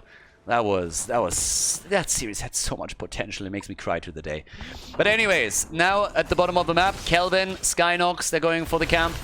Trying to take it here. Again, bot lane super important. You can send 3 maps through the 3 camps through the bot lane on this map. And that is of course an incredible setup if you can time it properly. But for that you also have to win a team fight first. First thing here though is 18 versus 18. Yeah, and well, I still would love for Valor to get a few more hits in, but it's tricky against the setup. They are starting to take these fights though. Because there's Maiev just jumping in over and over. And oh, beautiful wall. Beautiful wall here. And there's the Misha follow-up. Great play. Skynox, he's about to go down. There's 1 down, 2 down. Easy double kill. Jimmy and Stukov are both dead. And boy, that was good. They also took the Shrine at the bottom before the Haka could get the Dragon Knight. That was some serious sexy plays. I mean, have a look at this. The wall is perfect, and the follow-up was even better. Misha with the perfect timing as she comes in, and the follow-up, of course, was inevitable. 2 heroes down. Now they have control over the map, and they use it at the bottom to go for the fort and try to take this one down. Yeah, fantastic. Absolutely fantastic. 19.5. 9 kills, 2-6. As the fort down, there's that. I mean, talking about disappointments, honestly, with the Season 8 finale being that trash of Game of Thrones, I really hope that at least at some point we're finally going to get the next book from George R.R. Martin. I mean, it's hell about time. Honestly, it's a little bit of a disgrace. I get it that a writer needs his time, and he was always a slowpoke on this one, but with the quality that he provided, it was fine. But it's a meme how long he needs for that book. That guy, at this point, it tilts me a little bit. And I really want to finally get the books in because, yeah, that show was just so bad. And whatever story he had in mind for the finish of the books is just going to be better to begin with. Anyways, yeah, books and writers always trigger me a bit in the first place. Rodfu is the same. 2 books out and they already want to make it a series and the fucker hasn't even released the 3rd. I mean, come on, buddy. At least release the 3rd book and then we can talk about the TV show. But this trend that we have lately where you start with a fantastic story and then it gets made into a TV deal and you don't have to finish your books anymore is really starting to piss me off. But again, side rant here. Well, we had a bit of an attempt to make something happen on the top side that didn't really work out for them. Now the Dragonite is still up, but we got the level 20 talents in now for both. The Acrobat is back to business. 30 stacks for Vala. Way off what we had in game number 1. In the previous game when it was Gaia Foundry from her. But still, of course, quite powerful. Also, punishment here once again. So we're not getting any Manticore in this game. Instead, it's more about the cooldown reduction than anything else. A bit more control during these fights never hurts. Anduin with the inner fire. Pretty much just describing what he's lacking. But now we got 6 kills to 9. And time to party a little bit harder at the top because the blue team is looking for the fight again. Right, there it is. And bam, easy kill against Misha. Poor bear. It's honestly a little bit of a sad moment every time that she goes down. I mean, she's the real hero in the setup.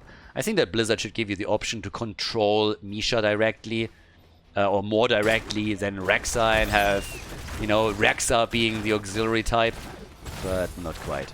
Either way, we got another camp taken, and we are 16-17 minutes already in the game. So both of the teams are really just doing their best to playing a bit slower, not really running into traps. The amount of sadism that we have for Alarak is pretty impressive too. He's currently sitting at 170, so his damage output is getting quite nasty as the game continues, as you can see. 33,000 for him, put him on par with Dehaka, and just behind Maiev on the other side. Big fight happening again. This time they're going for the kill against Maiev. Easy! Easy peasy. Come in, take it down, and that is just beautiful. Alright, so with that, we already have the first kill coming in. Top side, the pressure against the fort, but at the bottom of the map, it's all about keeps, and obviously if you can trade that, then you are in a great spot. At least breaking the wall would be important here. The big shove coming out against Hydra, who has not died again after the earlier blow, so he's getting some decent value out of his level 4 once more. But with them not even finishing off the wall at the bottom, I guess they do.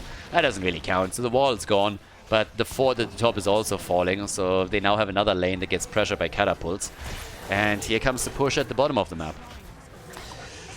Boy, boy, boy. I gotta say, this is still anyone's game to take. I have no idea who's winning this. One team fight can decide the entire outcome of this game, and let's not forget that we have a killer comp for the blue team. One good taunt with a decent follow-up, and you win this one single-handedly.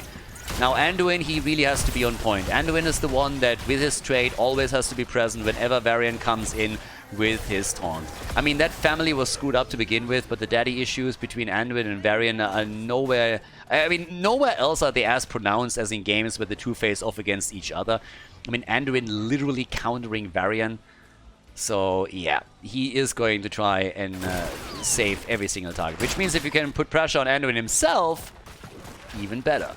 One of the things that they might try and do there. So, easy kills up against the top fort. At the bottom of the map, in the meantime, there's a rotational push onto the keep wall.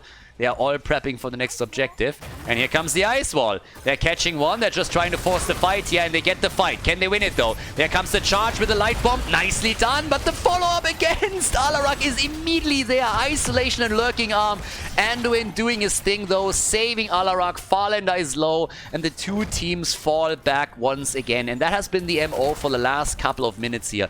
They're going for a fight. They're trying to engage, and then at the same time, they're retreating before anybody dies. But now there's a kill, and it is Varian that dies. They counter kill against Alarak. No!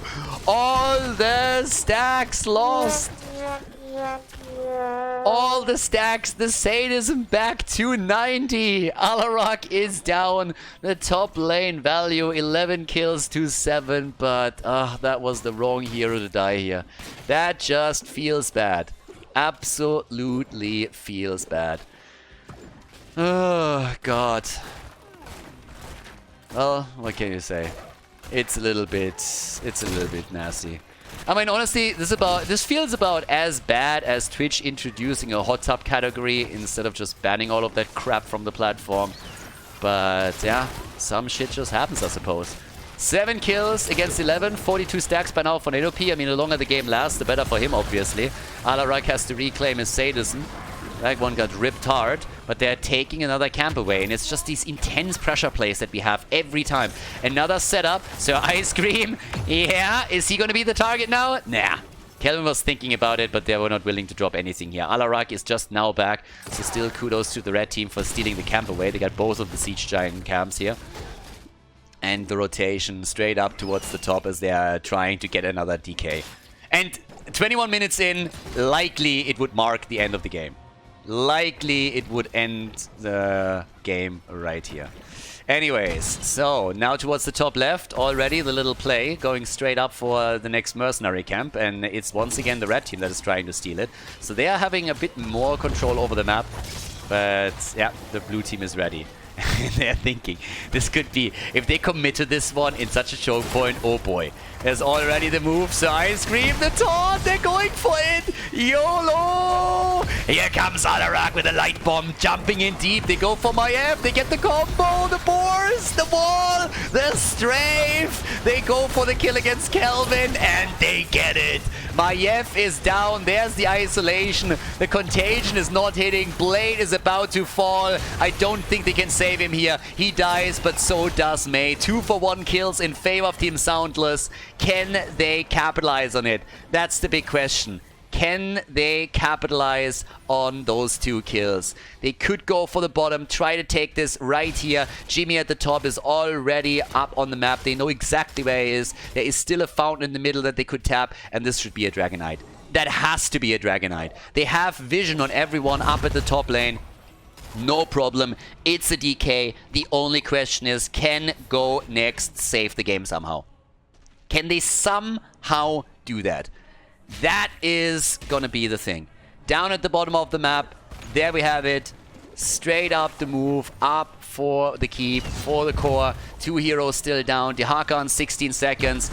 Vala by now with 70,000 damage. 68,000 for Maiev. She's dead too. Here comes the Dragonite. Vala in the DK, and they are hammering away. They're murdering the keep within seconds. That thing doesn't stand a chance, and they fall back. They don't have May yet back in the action, and therefore they retreat after taking the keep. This game still continues. Yep, game still continues. 8 to 13 kills. They try to isolate Maiev again, but the Vault of the Wardens prevents it from happening. And here comes the push. They got another 47 seconds with the Dragonite. They don't go for the core, but they might try to get a second keep here. We are on level 24 at this point. Yeah, we are late in this game. It's a 5th map, and it's worthy of a 5th map. I mean, they're really going for it here. 218,000 siege damage for Rexa. 218,000, just saying. It's crazy. It's absolutely nasty. Jimmy has 49,000 damage now. Has also a lot of siege damage himself. And they're starting to rotate back up towards the top. They're not going to be ending the game here. They're not going to take a second keep.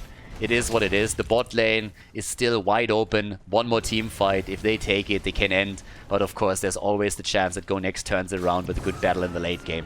And a few kills that are well coordinated. It's a nail biter.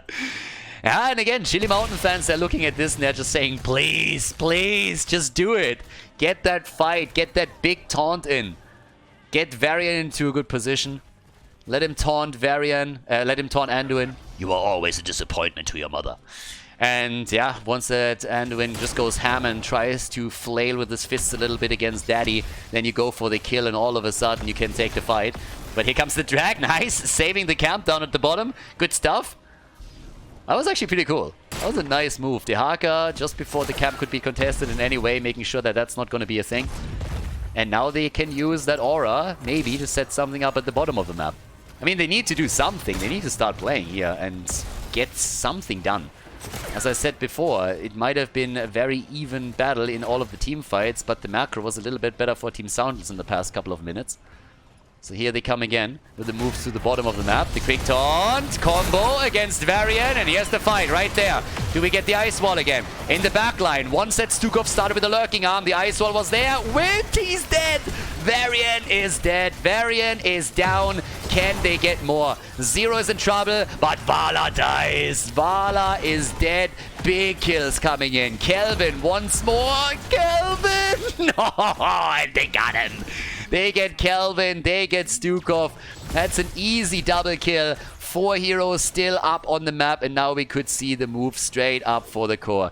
Check the fight out here, on the other hand.